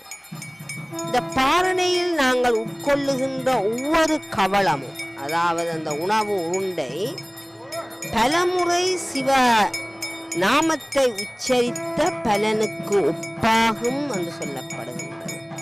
உண்மையில் நாளை நித்திரை செய்தல் ஆகாது. சைவர்கள் யாவரும் இந்த விரதத்தை அனுஷ்டித்து அந்த இறைவனுடைய அருளால் இம்மையில் சகல போகங்களையும் பெற்று மறுமையில் சாயுச்சிய முத்தியையும் அடைவார்கள் என்பது நிதர்சனமான நிச்சயமான உண்மையாக இருக்கின்றது. இப்பொழுது அந்தன சிவாச்சாரியார் இந்த தட்டிலே அபிஷேக பொருட்களை நிரப்பி அந்த ஆகுதியிலே அங்கே இடப்படுகின்றது. எங்களுடைய சமயத்திலே பஞ்சபூதங்கள் தெய்வங்களாக வழிபடுகின்ற ஒரு மரபு இருக்கின்றது. நாங்கள் இறைவனுக்கு சேர்ப்பிக்கின்ற பொருட்களை அக்கினி பகவானுக்குத்தான் நாங்கள் சமர்ப்பிக்கின்றோம். அவன் மூலமாக அது தெய்வத்தை சென்று அடையும் என்பது எங்களுடைய பெரு நம்பிக்கையாக இருக்கின்றது. ஆகவே அந்த வகையிலே இங்கே கும்பத்திலிருந்து ஒரு நூல் ஒன்று தெய்வ விக்கிரகத்துக்கு இடப்படும். அங்கே சொன்ன அத்தனை மந்திரங்களும் அந்த தெய்வ விக்கிரகத்தை உருவேற்றுவதாகத்தான் அந்த கொள்கை காணப்படுகின்றது. இந்த நூலை அங்கே விட்டுத்தான் இங்கே அந்த கும்பத்திலே இருக்கின்ற அந்த அபிஷேக நீர் அங்கே அந்த இறைவனுக்கு நாங்கள் சாத்தப்படுகின்ற காட்சியையும் நாங்கள் சற்று நேரத்திலே காணலாம். இந்த ஆகுதியில் இட்ட அந்த பொருட்களால் செய்யப்பட்ட அந்த அபிஷேக பொட்டு இறைவனுக்கு சாத்தி பக்த அடியார்களுக்கும் நாங்கள் வழங்கப்படுவதையும் நாங்கள் ஆலயங்களிலே கண்டுகொள்கின்றோம். இந்த தருப்பை பவித்திரம் என்று சொல்லப்படுகின்ற இந்த அரிய வகை அந்த புல்லு எங்களுடைய சமயத்திலே அதுவும் முக்கியமாக சொல்லப்படுகின்றது.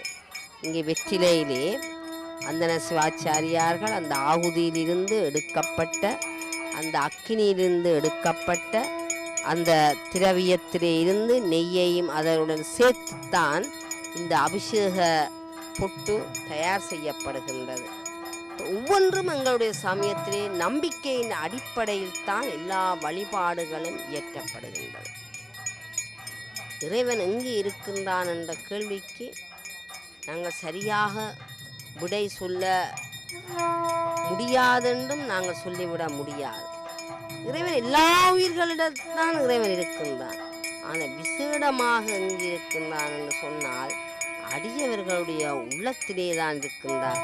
ஆகவேதான் சுந்தரர் திருத்தொண்ட தொகையிலே அடியவர்களை பற்றி பாடுகின்றார். தில்லைவாழ் அந்த நிறுவம் அடியார்க்கும் அடியேன் திருநீலகண்டத்துக்கு எவனார்க்கடியேன் இல்லையே என்னாத இயற்பகைக்கும் அடியேன் இளையாந்தன் குடிமாற நாயனார்க்கும் அடியேன் என்று சொன்னார். ஆகவே ஒவ்வொரு அடியவர்களுக்கும் இறைவன் அவன் விரும்பி எங்கே இருக்கின்றான் என்று சொன்னால் அடியவர்கள உள்ளத்திலே இருக்கின்றான் என்றுதான் ஔவையார் சொல்லுகின்றார். இந்த அடியவர்கள் யார் என்று சொன்னால் மீளா அடியவர்கள். மீளா அடிமை உமக்கே ஆளாய் பிறரை வேண்டாதே என்று சொல்லுகின்றார் சுந்தரர். ஆகவே மீளா அடிமை.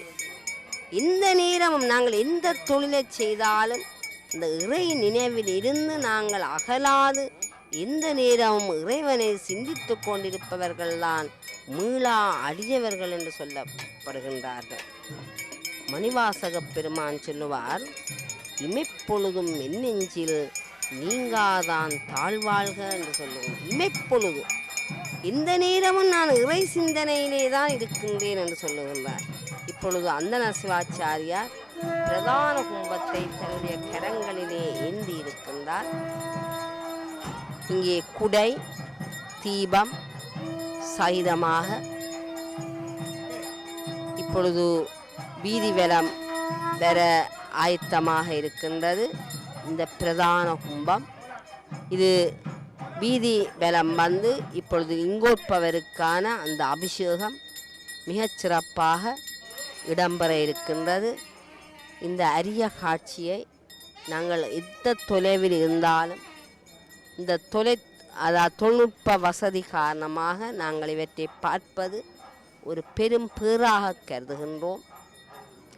இந்த கொடி குடை இதெல்லாம் இறைவனுக்கு நாங்கள் செய்கின்ற உபசாரங்கள். ஆகவேதான் பல ஆலயங்களிலே குடை திருவிழா கூட இடம்பெறுகின்றது. ஒரு அரசனுக்கு வெண்கொற்ற கொடி எவ்வளவு குடை எவ்வளவு முக்கியமோ அவ்வாறே இறைவன் வீதி உலா வரும்போது அது எந்த நேரமாக இருந்தாலும் குடை என்பது ஒரு தெய்வ ஒரு கைங்கரியமாக சொல்லப்படுகின்றது. ஆகவே இங்கே தீவர்த்தி சைதம் மணியோசை மங்கள ஒலியுடன் இங்கே பிரதான கும்பம் எடுத்து வரப்படுகின்றது. சற்று நேரத்திலே இந்த கும்பம் கும்பநீர் பிரதான கும்பநீர் இந்த லிங்கோத்பவருக்கு அபிஷேகம், அந்த நீரால் அபிஷேகம் நடைபெற இருக்கின்றது. ஆகவே இது மிகவும் ஒரு அரிய காட்சி. கிடைத்தற்கு அரிய பேராக நாங்கள் இதை நினைக்க வேண்டும். எல்லாருக்கும் எல்லா பேரும் கிடைப்பதில்லை. வள்ளுவர் அழகாக சொன்னார், தவம் உடையார்க்கு ஆகும். அதற்கும் நாங்கள் கொடுத்துத்தான் வைத்திருக்க வேண்டும். அவன் அருளாலே அவன்தாள் வணங்கி என்று சொன்னார் மணிவாசகப் பெருமான். அவனை நாங்கள் அடைவதற்கும் அணுகுவதற்கும் கூட நாங்கள் ஏதோ ஒரு பிறவியில் நாங்கள் புண்ணியம் செய்திருக்க வேண்டும் என்றுதான் சொல்லப்படுகின்றது. இங்கே எங்களுடைய பிரதான கும்பம் இப்பொழுது லிங்கோத்பவ அந்த மூர்த்தத்தை நெருங்கி கொண்டிருப்பதை நாங்கள் கண்ணார காண்கின்றோம். ஆகவே இந்த பக்தர் கணங்கள் இங்கே சூழ மெய் மறந்து அந்த அடியவர்கள் அங்கே பரவி நிற்கின்றார்கள். அந்த திருக்கோயிலுக்கு உள்ளிருக்கின்ற அந்த திருமேனியை சிவனாக, சிவப்பரம்பொருளை அவர்கள் வழிபட்டு தங்களுடைய மனதால் ஆறத் தழுவி அந்த உருவத்தை அங்கே வழிபட்டு கொண்டிருக்கின்றார்கள். இங்கே சங்கு ஒலிக்கின்றது. அந்தன சிவாச்சாரியார் இப்பொழுது இந்த கும்பத்துக்கான அந்த கும்பத்திலே இருந்து அங்கே ஒரு நூல் ஒன்று அந்த உருவத்திலே, லிங்கோத்பவ அந்த உருவத்திலே விடப்படுகின்றது. அவர் சொன்ன அந்த கும்பத்திலே இருக்கின்ற அந்த மந்திரங்கள், அதனுடைய அந்த சொல்லப்போனால் அதில் இருக்கிற அந்த சக்திகள் முழுக்க தெய்வத்தன்மை ஊட்டப்பட்டு இந்த லிங்கத்திற்கு இப்பொழுது அந்த நீரால் அபிஷேகம் செய்யப்பட இருக்கின்ற அந்த அரிய காட்சியை நாங்கள் இப்பொழுது கண்ணார கண்டு கொண்டிருக்கின்றோம். வில்வ மாலை இடப்பட்டிருக்கின்றது. இந்த லிங்க முதல் அதாவது இறைவன் எடுத்துக்கொண்ட அந்த உருவமாக கூட நாங்கள் உருவம் இல்லாதவன் எடுத்துக்கொண்ட முதல் உருவமாக கூட நாங்கள் இந்த லிங்கோத்பவரை நாங்கள் காணலாம். நடுநிசையிலே இந்த அபிஷேக ஆராதனைகள் நடைபெற்று கொண்டிருக்கின்றது. பக்தர் கணங்கள் எல்லாம் நித்திரை விழித்து அவர்கள் இந்த அரிய காட்சியை காண்பதற்காக இந்த ஆலயத்திலே கூடியிருக்கின்ற அந்த கண்கொள்ளா காட்சியை நாங்கள் பார்க்கின்றோம். உண்மையில் கண்கள் நமக்கு கிடைத்த பயன் என்னென்று சொன்னால், அந்த கடல் நஞ்சுண்ட கண்டன் தன்னை எந்தோள் வீசி நின்று ஆடும் பிரான் தன்னை கண்கால் காண்பீர்களோ என்று சொல்லப்படுகின்றது. ஆகவே இந்த அரிய காட்சி இப்பொழுது நாங்கள் சற்று நேரத்திலே நாங்கள் அதை காணுகின்ற பேறு பெற்றவர்களாக இப்பொழுது அந்த காட்சிக்கு ஆன தயார் அந்தன சிவாச்சாரியார் திருத்தரங்களால் அதை ஏற்று இந்த அதாவது அபிஷேக நீரால் நீராட்டி கொண்டிருக்கின்ற அந்த அரிய காட்சியை பார்க்கின்றோம். பக்த கோடிகள் எல்லாம் சிரசிலே கரங்குவித்து அவர்கள் அரோகரா என்று சொல்லி இறைவனை நெஞ்சார தழுவி அவர்கள் வணங்குகின்ற காட்சியை நாங்கள் இப்பொழுது பார்த்து கொண்டிருக்கின்றோம். நேத்ரா தொலைக்காட்சி இந்த அரிய சந்தர்ப்பத்தை நமக்கு ஏற்படுத்தி தந்திருக்கின்றது. ஆகவே அவர்களுக்கும் ஒரு முறை நன்றி கூறி நாங்கள் இந்த காட்சியை நாங்கள் தொடர்ந்து பார்ப்போம். ஏனைய கும்ப நீர்களால் இப்பொழுது அந்த லிங்கோத்பவரான அபிஷேக ஆராதனைகளை நாங்கள் கண்டுகளித்து கொண்டிருக்கின்றோம். அந்தன சிவாச்சாரியார்கள் இதை நிகழ்த்தி கொண்டிருக்கின்றார்கள். வில்வ மாலை இடப்பட்டிருக்கின்றது. இன்னும் சற்று நேரத்திலே ஆடை அலங்காரங்கள் எல்லாம் இடம்பெற்று அங்கே பூஜை ஆராதனைகள் மிகச் சிறப்பாக இடம்பெற இருக்கின்றன. இதை நாங்கள் கண்ணார தழுவி நாங்கள் நெஞ்சார தழுவி இந்த வழிபாடுகளை நாங்கள் எங்களுடைய மெனக்கண்ணிலே நிறுத்தி, எப்பொழுதும் மெனக்கண் என்பது நமக்கு மிக முக்கியமாக சொல்லப்படுகின்றது. புறக்கண்ணால் நாங்கள் காண்கின்ற அந்த காட்சிகளை நாங்கள் அகத்துக்கு கொண்டு செல்ல வேண்டும். அந்த அகத்திலே தான் அதை நிலைநிறுத்தி நாங்கள் நெஞ்சார நிறுத்தி நாள்தோறும் அந்த இறைவனை நினைந்து நினைந்து நெக்கி நெக்கி நாங்கள் அந்த இறைவனை வழிபட வேண்டும் என்பதுதான் எங்களுடைய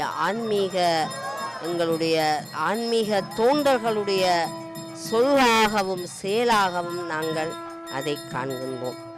இதை நாங்கள் சிவராத்திரியிலே இன்னொரு கதை மூலமாகவும் நாங்கள் அறிந்து கொள்ளலாம்.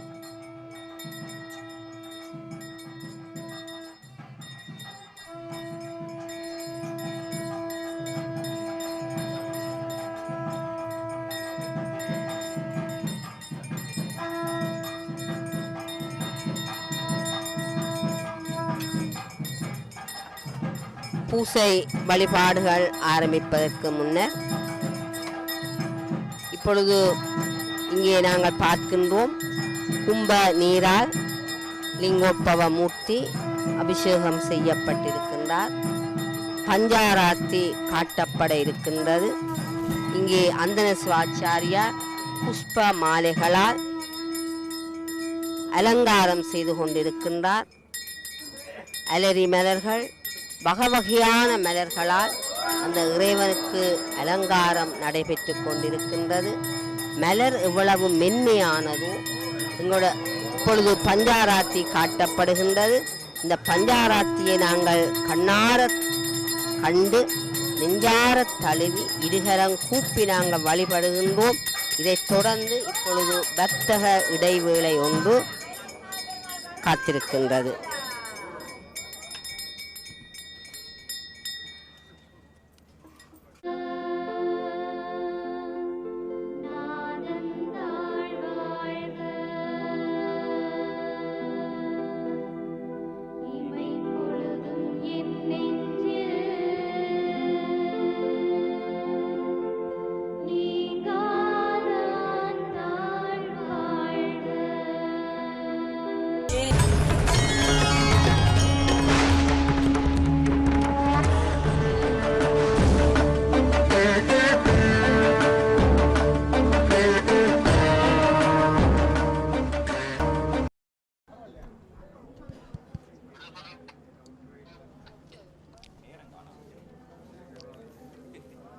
நாடும் நகரமும் நத்திருக்கோயிலும் தேடித்திரிந்து சிவபெருமான் என்று பாடுமின், பாடி பணிமின், பணிந்தபின் கூடிய நெஞ்சத்தை கோயிலாய் கொள்வானே என்கின்றது திருமந்திரம்.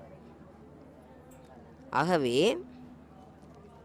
இந்த திருக்கோயில்களை நாங்கள் தேடித்திரிந்து அவனை வழிபட வேண்டும். அவ்வாறு வழிபடும் போது இந்த ஆன்மீகத்திலே மிக முக்கியமான வழி ஒன்று இருக்கின்றது. ஆன்மீகத்தை நாங்கள் பெற்றுக்கொள்வதற்கு பக்தி மார்க்கம் சிறந்த வழியாக சொல்லப்படுகிறது.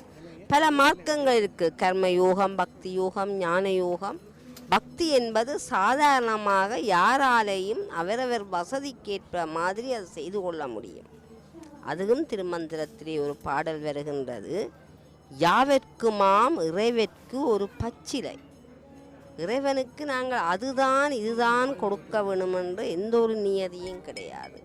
எங்களுடைய வசதிக்கு, எங்களுடைய விருப்பத்துக்கு அவனுக்கு நாங்கள் அன்பாக என்ன கொடுக்கின்றோம் என்பது முக்கியமல்ல, அதை அன்பாக கொடுக்கின்றோமா என்பதுதான் முக்கியம். அந்த வகையிலே யாவர்க்குமாம் இறைவற்கு ஒரு பச்சிலை போதும். யாவர்க்குமாம் இறைவற்கு பசுவுக்கு ஒரு வாயுரை. அதாவது பசுவுக்கு நாங்கள் ஏதாவது கொடுக்க வேண்டும். பசுவுக்கு ஒரு வாயுரை. யாவர்க்குமாம் உண்ணும் போது ஒரு கைப்பிடி. மற்றவர்கள் பார்த்து கொண்டிருக்க நாங்கள் சாப்பிடக்கூடாது. கைப்பிடி. யாவர்க்குமாம் பிறர்க்கு இன்னுரைதானே என்று சொல்லுகின்றார் திருமூலர். ஆகவே நல்ல வார்த்தைகளை நாங்கள் பேச வேண்டும். என்றால் இறைவன் எங்களுடைய வாக்கிலேயும் இருக்கின்றான் என்றுதான் சொல்லப்படுகின்றது. ஆகவே தான் நான் ஆரம்பத்திலே சொன்னேன், இந்த மூவகை பலம், அதாவது உடற்பலம், மனோபலம், ஆத்மபலம், மூவகை வழிபாடு, மனம், வாக்கு, காயம். இந்த மூன்றையும் நாங்கள் சிறப்பாக நாங்கள் பயன்படுத்த வேண்டும். இது ஒரு சேர நாங்கள் பயன்படுத்தும் போதுதான் நாங்கள் நினைத்த காரியத்தை எளிதாக சாதிக்க முடியும் என்று சொல்லுகிறார்கள். எண்ணிய முடிதல் வேண்டும், நல்லவே எண்ணல் வேண்டும், திண்ணிய நெஞ்சம் வேண்டும், தெளிந்தனல் அறிவு வேண்டும், பண்ணிய பாவமெல்லாம் பருதி முன் பனியே போல நசித்திடல் வேண்டுமென்னா என்கின்றார் பாரதியார். மனதில் உறுதி வேண்டும், வாக்கினில் இனிமை வேண்டும், நினைவு நல்லது வேண்டும், நெருங்கிய பொருள் கைப்பட வேண்டும் என்று அதுவும் பாரதி தான் சொன்னான். ஆகவே மனதில் உறுதி, வாக்கினில் இனிமை. கந்தர் அனுபூதியிலே அருணகிரிநாதர் இதையும் அழகாக சொல்லுகின்றார். யாமோதிய கல்வியும் அறிவும் தாமே பெறவேலவர் தந்ததனால் பூமேல் மயல் போய் அறம்மை புணர்வீர் நாமேல் நடவீர் நடவீரினியே என்று சொன்னார். காலால் நடப்பவை கால்நடைகள் என்று சொல்லுகின்றோம். அப்படி பார்த்தால் மனிதனும் ஒரு கால்நடை தான். ஆனால் மனிதனுக்கு மேலான நடை ஒன்று உள்ளது, நாநடை. இந்த நாநடை சிறக்க வேண்டும். நாக்கு அசைந்தால், நல்லதாக இருந்தால் இருந்த இடத்திலேயே நாட்டை ஆளலாம் என்று சொல்லுவார்கள். அந்த நாணலம் என்ற நல உடைமை எல்லா உடைமையிலும் பெரிது என்று சொன்னான் வள்ளுவன். ஆகவே இந்த இறைவனை நாங்கள் நாக்கால், அவன் தந்த அந்த வாயால் அவனை நாங்கள் வாழ்த்த வேண்டும். இங்கே ஒரு அருமையான பாடல், அதாவது திருமந்திர பாடலாகத்தான் சொல்லப்படுகின்றது. சிவ சிவ என்கிலர் தீவினையாளர். அவர்கள் சொல்ல மாட்டார்கள். சிவ சிவ என்கிலர் தீவினையாளர், சிவ சிவ என்றிட தீவினை மாளும் என்று சொல்லப்படுகின்ற, தீவினை எங்களை விட்டு அகலும் என்று சொல்லப்படுகின்ற. சிவ சிவ என்றிட தீவினை மாளும், சிவ சிவ என்றிட தேவருமாவார். சிவ சிவ என்ன சிவகதி தானே என்று சொல்லப்படுகின்றது. அந்த இப்பொழுது நாங்கள் பார்க்கலாம் லிங்கோற்பவருக்கான அந்த அலங்காரங்கள் விசேடமாக அந்த ஜாமத்துக்குரிய அந்த பொருட்களால் நடைபெற்று கொண்டிருக்கின்றன.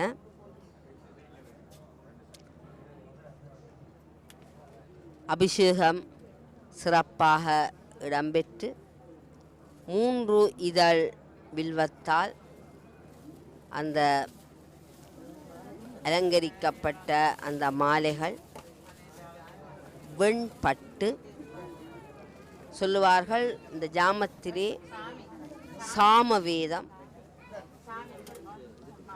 திருஅண்டப் பகுதி என்பன ஊதப்பட வேண்டும் என்று சொல்லுகிறார்கள்.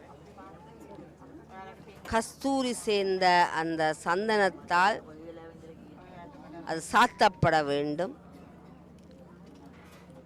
கருங்குங்கிலியத்தால் அந்த தூப தீபங்கள் ஏற்றப்பட வேண்டும்.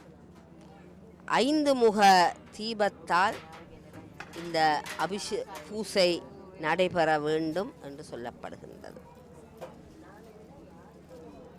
அன்பும் சிவமும் இரண்டென்பர் அறிவிலார், அன்பே சிவமாவது யாரும் அறிகிறார்.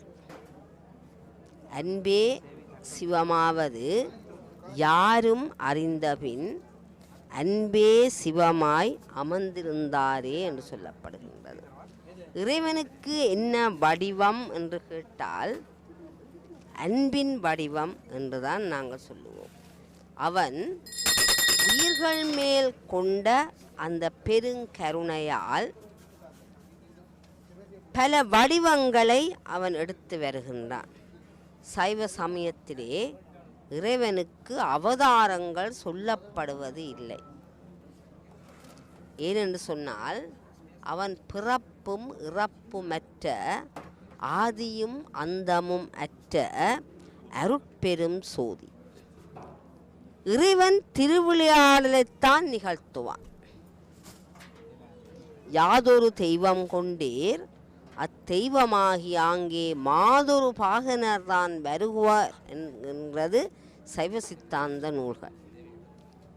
எங்களுக்கு ஏதாவது ஆபத்து இன்னல்கள் ஏற்படும் போது இறைவன் வருவானா என்ற ஒரு சந்தேகம் எங்களுக்கு எழும்.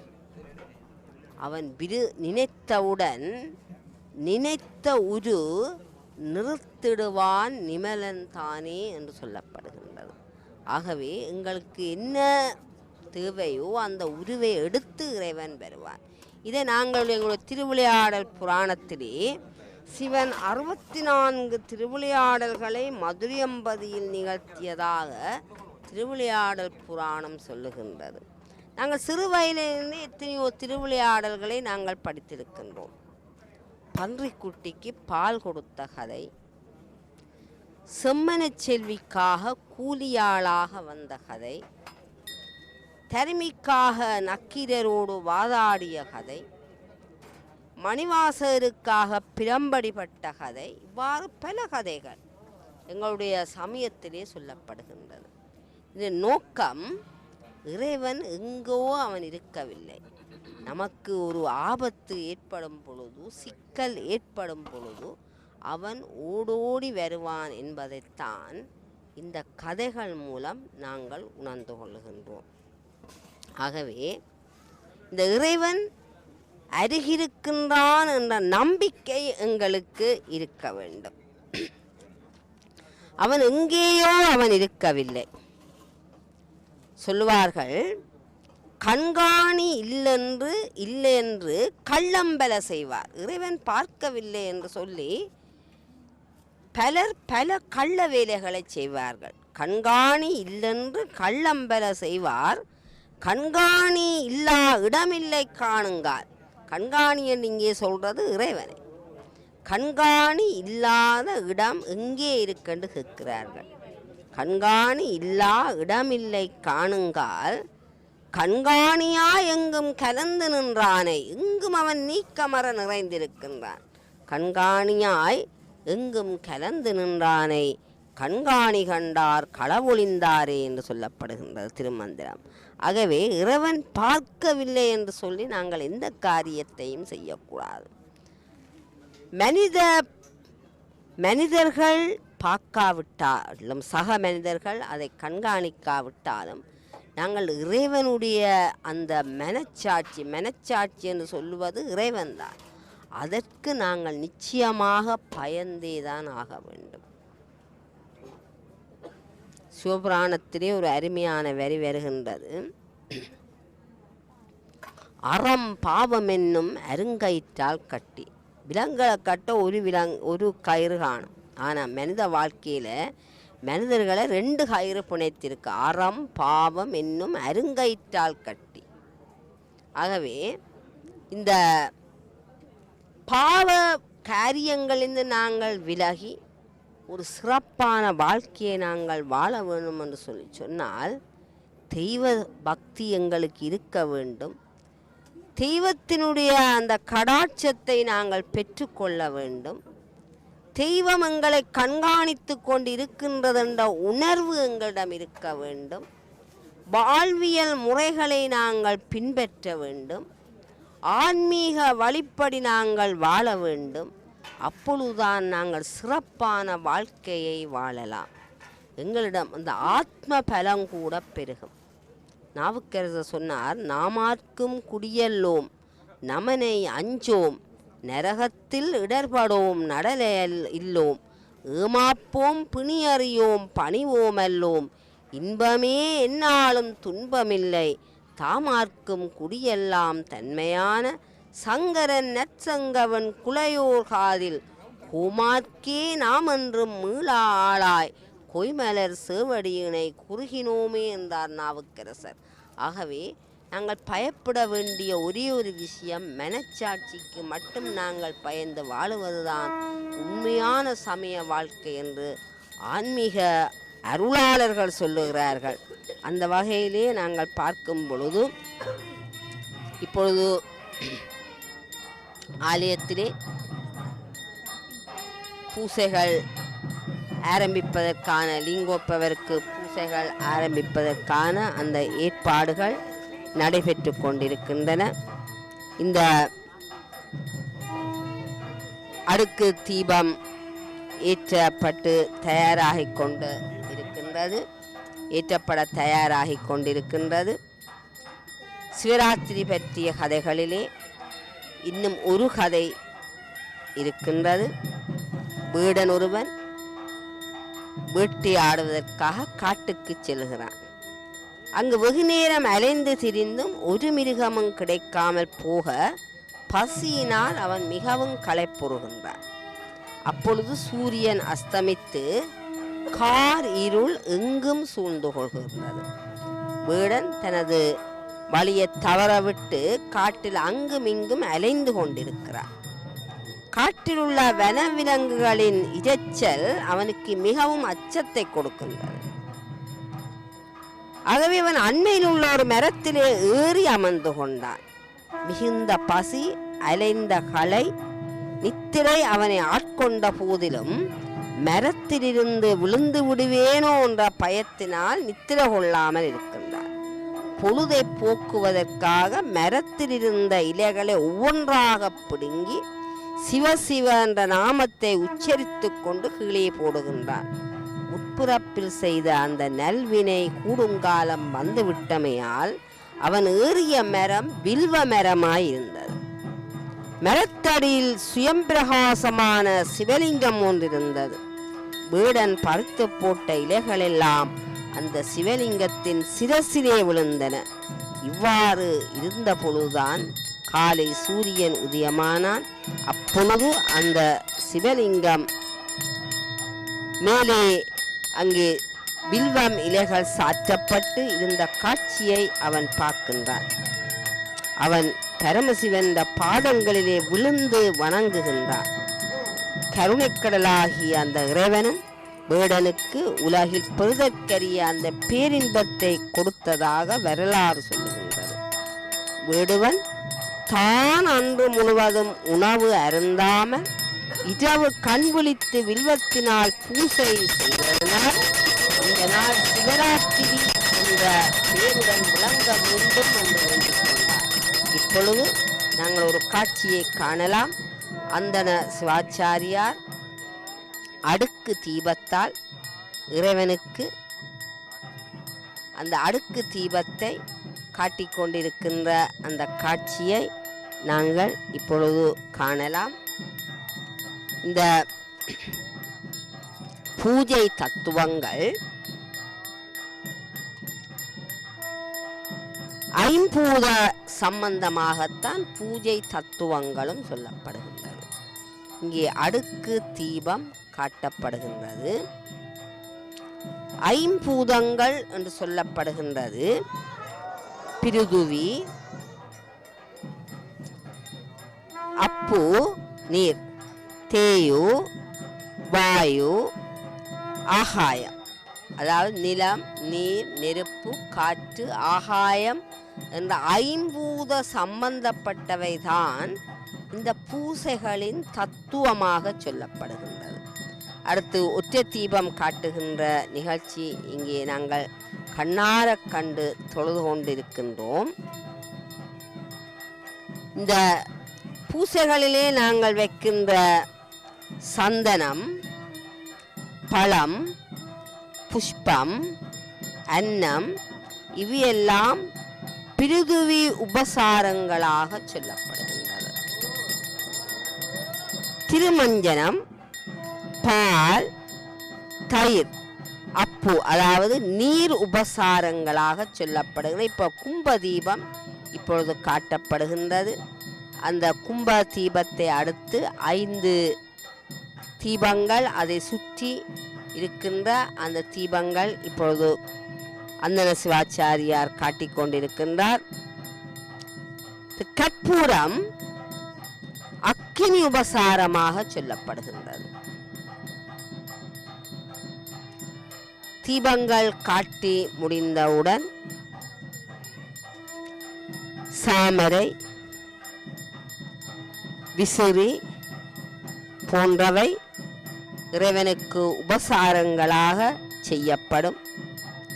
இவை வாயு உபசாரம் என்று சொல்லப்படுகின்றது. மணி, அதாவது நாத ஒலி, தோத்திரங்கள், பாத்தியங்கள் எல்லாம் ஆகாய உபசாரங்கள் என்று சொல்லப்படுகின்றது. சந்தனத்திற்கு கந்தம் என்றொரு பெயரும் உண்டு. அதிகமான ஆபத்திலிருந்து காப்பதும் பயம் இவைகளை போக்குவதும் என்ற செயலினாலே கந்தம் என்று பெயர் வந்தது. இப்பொழுது அந்தன சிவாச்சாரியார் ஒற்றை தீபத்தை காட்டுகின்றார். நாங்கள் அதை கண்ணார கண்டு தொழுகின்றோம். பூக்கள், நாங்கள் இறைவனுக்கு புஷ்பங்கள் சாத்துகின்றோம். புண்ணியத்தை வளர்ப்பதாலும் பாவ கூட்டங்களை அழிப்பதாலும் தான் புஷ்பம் என்ற பெயர் வந்தது. புண்ணியத்தை வளர்ப்பதாலும் பாவ கூட்டங்களை அழிப்பதாலும் தான் புஷ்பம் என்ற பெயர் வந்தது.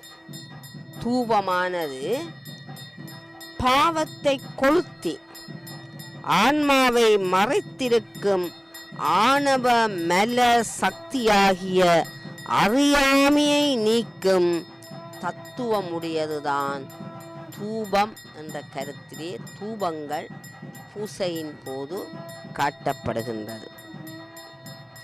சிற்சக்தியின் வாசமாய் ஞான விளக்காக இருப்பது தீபம். எனவே இங்கே கூறியபடி இந்த தீபம் ஒளியை கொடுக்கின்றது.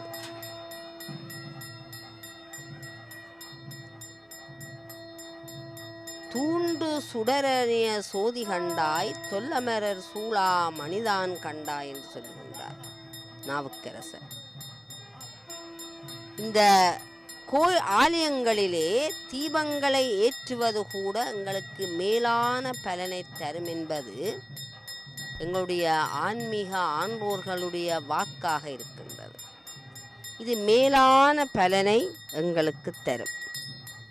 ஆகவே தீபம் என்பது ஞான விளக்காக இருப்பது. இப்பொழுது இங்கே நாங்கள் பார்த்தால், அதாவது சாமரம் வீசுகின்றார்கள், தாமரை வீசுகின்றார்கள்.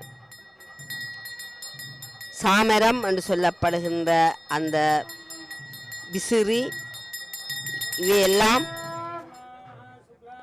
இறைவனுக்கு உபசாரங்களாக காட்டப்படுகின்றது.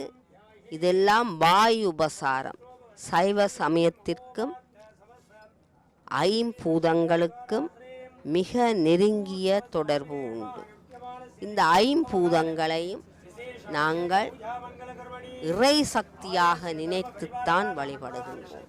இது ஒரு எல்லை கடக்கும் போது மனிதனை பேராபத்தில் மாட்டிவிடுகின்ற ஒரு தன்மையும் உண்டு. ஆகவேதான் இந்த ஐம்பூதங்களையும் நாங்கள் இறை சக்தியை கொடுத்து அதை வழிபடுகின்ற அந்த மரபு எங்களுடைய சமயத்திலே காணப்படுகின்றது. இங்கே அந்தன சிவாச்சாரியார் அவர்கள்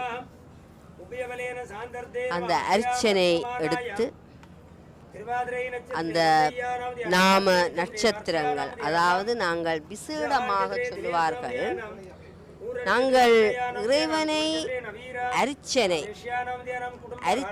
பற்றி சொல்லும் போது சொல்லுவார்கள், அர்ச்சனை பாட்டேயாகும் என்றும் ஒரு கருத்து. இறைவனுக்கு விரும்பியது பாட்டு. ஆனால் இங்கே நாங்கள் ஆலயத்துக்கு செல்லும் போது எங்களுடைய நாமங்களையும் நட்சத்திரங்களையும் சொல்லி நாங்கள் அர்ச்சனை செய்கின்றோம். விசேடமாக சொல்லுவார்கள். எங்களுடைய பெயர் நட்சத்திரங்களை நாங்கள் சொல்லி அர்ச்சனை செய்வது ஒரு விசேட நோக்கம்.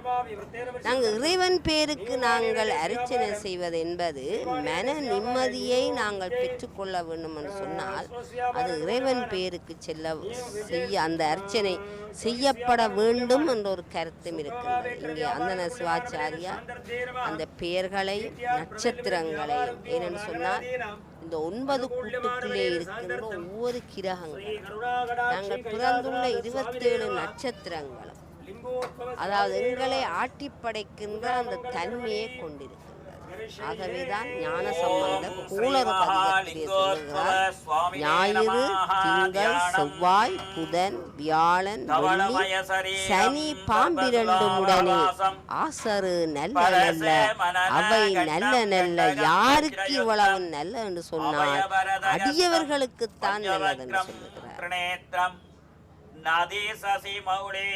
நம்மை இறைவன் வருத்துவது கொல்ல அல்ல, பொல்லா புனி தீர்க்க என்றுதான் சொல்லப்படுகிறது. உறுதியான பக்தி மார்க்கத்திலே நாங்கள் இருப்பதை இறைவன் சோதித்து ஆகவே நாங்கள் உறுதியாக எல்லாவற்றையும் அவனுடைய இந்த பக்தி வைணவத்திலே சொல்வார்கள் பிரபக்தி. எங்களுடைய சமயத்திலே நாங்கள் பக்தி என்று சொல்லுவோம். இறைவனுடைய அருளிலும் வல்லமையிலும் நாங்கள் பரிபூர்ண நம்பிக்கை வைத்து எங்களை முற்றாக அவரிடம் ஒப்படைத்தெல்லாம் பக்தி மார்க்கம் என்று சொல்லுவோம். அங்கே எந்தவித சந்தேகமும் கொள்ளாது எல்லாம் இறைவனுடைய செயல், எல்லாம் அவனுடைய நினைப்பு என்று சொல்லி அதை ஏற்றுக்கொள்ளுகின்ற அந்த பக்குவத்தை நாங்கள் பெற்றுக்கொள்ள வேண்டும். சாரம்சமாக இருக்கின்றது. அதற்காகத்தான் நாங்கள் ஆலயங்களுக்கு செல்லுகின்றோம், மன நிம்மதியை நாடி செல்லுகின்றோம். அந்த நிம்மதிதான் எங்களுடைய வாழ்க்கையை சிறப்பாக கொண்டு செல்லும். இன்றைய கல்வி திட்டங்கள் கூட எங்களுடைய வயிற்று பிழைப்புக்கான கல்வி திட்டங்களாக இருக்கின்றது. மன வளர்ச்சி எங்களிடம் ஏற்பட வேண்டும் என்று சொன்னால் நாங்கள் ஆத்மீக சாதனங்களைத்தான் பெருக்கிக் கொள்ள வேண்டும். எங்களுடைய முனைப்பான தன்முனைப்பான எண்ணங்களை நாங்கள் கைவிட்டு விட வேண்டும். ஆலயத்திலே நாங்கள் செய்கின்ற ஒவ்வொரு இறை கொண்டும் எங்களுடைய முனைப்பை நாங்கள் விடுவிப்பதற்கான சான்றாக இருக்கின்றது. இங்கே அமர சிவாச்சாரியாரை பார்க்கும்போது அந்த வில்வ தலங்களால் விசேடமாக சிவனுக்குரிய பத்திர புஷ்பமாக இந்த வில்வ தலம் தான் சொல்லப்படுகின்றது. அதாலே அந்த இறைவனை அர்ச்சிக்கின்ற அந்த காட்சியை கண்கொள்ளா காட்சியை நாங்கள் இப்போது தரிசித்துக் கொண்டிருக்கின்றோம். ஆகவே அடியார்களே, எந்த ஒரு செயல்பாடும் நாங்கள் இறைவனுடைய ஆலயத்துக்கு வந்து குளிக்க போய் சேறு பூசிய கதையாக இருக்கக்கூடாது. ஆகவே நாங்கள் ஆலயத்துக்கு எவ்வாறு வர வேண்டும், எவ்வாறு நாங்கள் இறைவனை வழிபட வேண்டும், அந்த ஆலயத்திலே நாங்கள் நடந்து கொள்ள வேண்டிய விதிமுறைகள் என்ன, நடைமுறைகள் என்ன, அமைதி என்பது பேணப்பட வேண்டும். இறைவன் எங்களுடைய நாயன்மார்கள் எல்லாம் தமிழ் வேதத்தை எங்களுக்கு தந்திருக்கின்றார்கள். அதைத்தான் நாயன்மார்களுடைய பாடல்கள் எல்லாம் திருமுறைகளாக பாடப்பட்டிருக்கின்றன. ஆகவே சிவராத்திரி காலத்திலே அந்த சிவனுடைய பெருமையை நாங்கள் சொல்லக்கூடிய பாடல்களை நாங்கள் பாடுவது என்பது மிகச் சிறப்பு.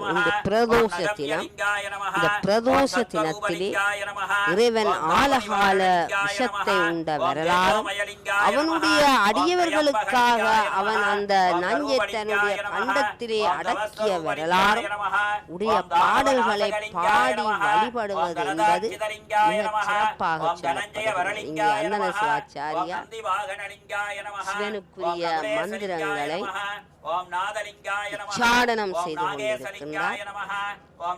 மத்திய சிவாச்சாரியா பத்திர புஷ்பங்களால் இறைவனை அர்ச்சித்துக் கொண்டிருக்கின்றார்.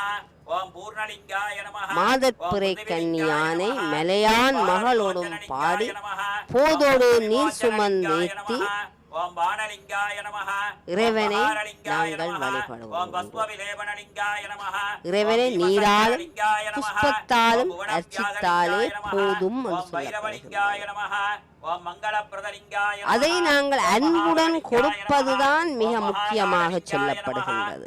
ஆகவே தேவாரம் என்பது பஞ்ச புராணங்கள், தேவாரம் இதனுடைய பெருமையை சொல்லுகின்ற எந்த பாடல்களாக இருந்தால் கூட உணர்வுடன் ஒன்றித்தான் நாங்கள் அந்த பாடல்களை பாட வேண்டும் என்று சொல்லுவோம். வாயதை உச்சரிக்கும் போது மனம் எங்கேயோ இருக்கக்கூடாது. சிவபுராணத்திலே மணிவாசகர் சொல்லுகின்றார், சொல்லிய பாட்டின் பொருள் உணர்ந்து சொல்லுவார். பொருள் அறிந்தல்ல, சொல்லிய பாட்டின் பொருள் உணர்ந்து சொல்லுவார். செல்வர் சிவபுரத்தின், அப்படி சொல்பவர்கள் எங்கே செல்வார்கள் என்றால் செல்வர் சிவபுரத்துக்கு செல்வார்கள். எங்கே இருப்பார்கள் என்றால் உள்ளார் சிவன் அடிக்கீழ், அந்த இறை அடியிலே இருப்பார்கள். எப்படி இருப்பார்கள் என்றால் பல்லோரும் ஏற்றப்படிந்து பலரும் போற்றும்படியாக வாழ்வார்கள் என்று உறுதிபட சொல்லுகின்றார் மணிவாசகர். ஆகவே எங்களுடைய வழிபாடு என்பது மன மொழி மெய்களால் அது ஆற்றப்பட்டால் உண்மையான வழிபாடாக நாங்கள் அதை காணலாம். இங்கே அந்தன சிவாச்சாரியார் பத்திர புஷ்பங்களால் அர்ச்சித்துக் கொண்டிருக்கின்றார்.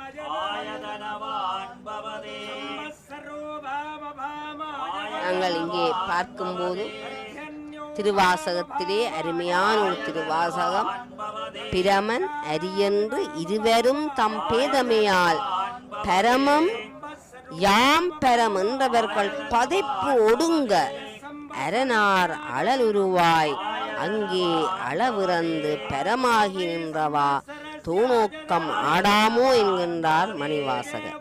ஆகவே பல பாடல்களிலே அது திருவாசகமாக இருந்தால் என்ன, திருவிசைப்பா, தேவாரம், பல பாடல்களிலே இந்த இறைவன் அழல் உருவாக நின்ற காட்சியை எல்லா நாயன்மார்களும் எல்லா திருப்பாக்களிலுமே அவருடைய அந்த பெருமைகளை வர்ணித்து பாடியிருப்பதை நாங்கள் மனம் குளிர்ந்து மனம் கொண்டு பார்க்கலாம். இங்கே அந்தன சிவாச்சாரியார்கள் புஷ்பங்களை தங்கள் கரத்திலே ஏந்தி மன மொழி மெய்களால் அந்த இறைவனை மிக்க அன்போடு அவர்கள் துதித்து மந்திர உச்சாரணத்தை சொல்லிக் கொண்டிருக்கிறார்கள்.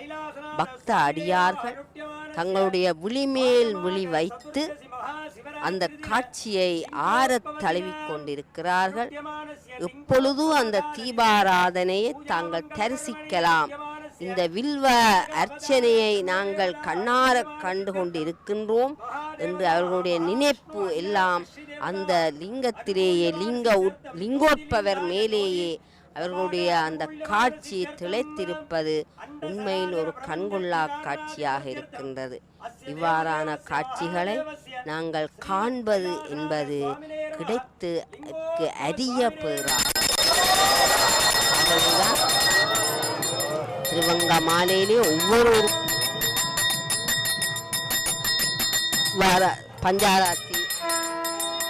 பஞ்சாராத்தி காட்டப்படுகின்றது. இந்த அரிய காட்சியோடு உங்களுடைய இந்த நேரலை முடிவுக்கு வருகின்றது. நேத்ரா தொலைக்காட்சிக்கு நன்றி தெரிவித்துக் கொள்கின்றேன்.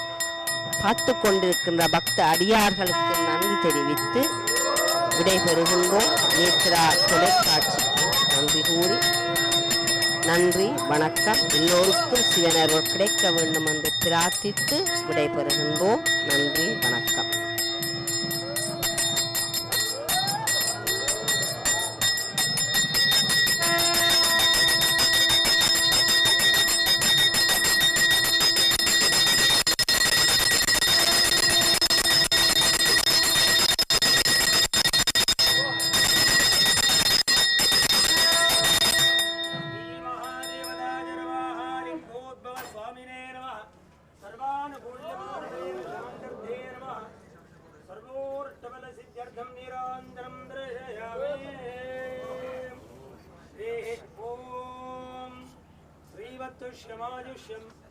आरोग्यमामीरा शोभमानं मगीयसे धान्यं धनं वसं गगमुत्रलाभ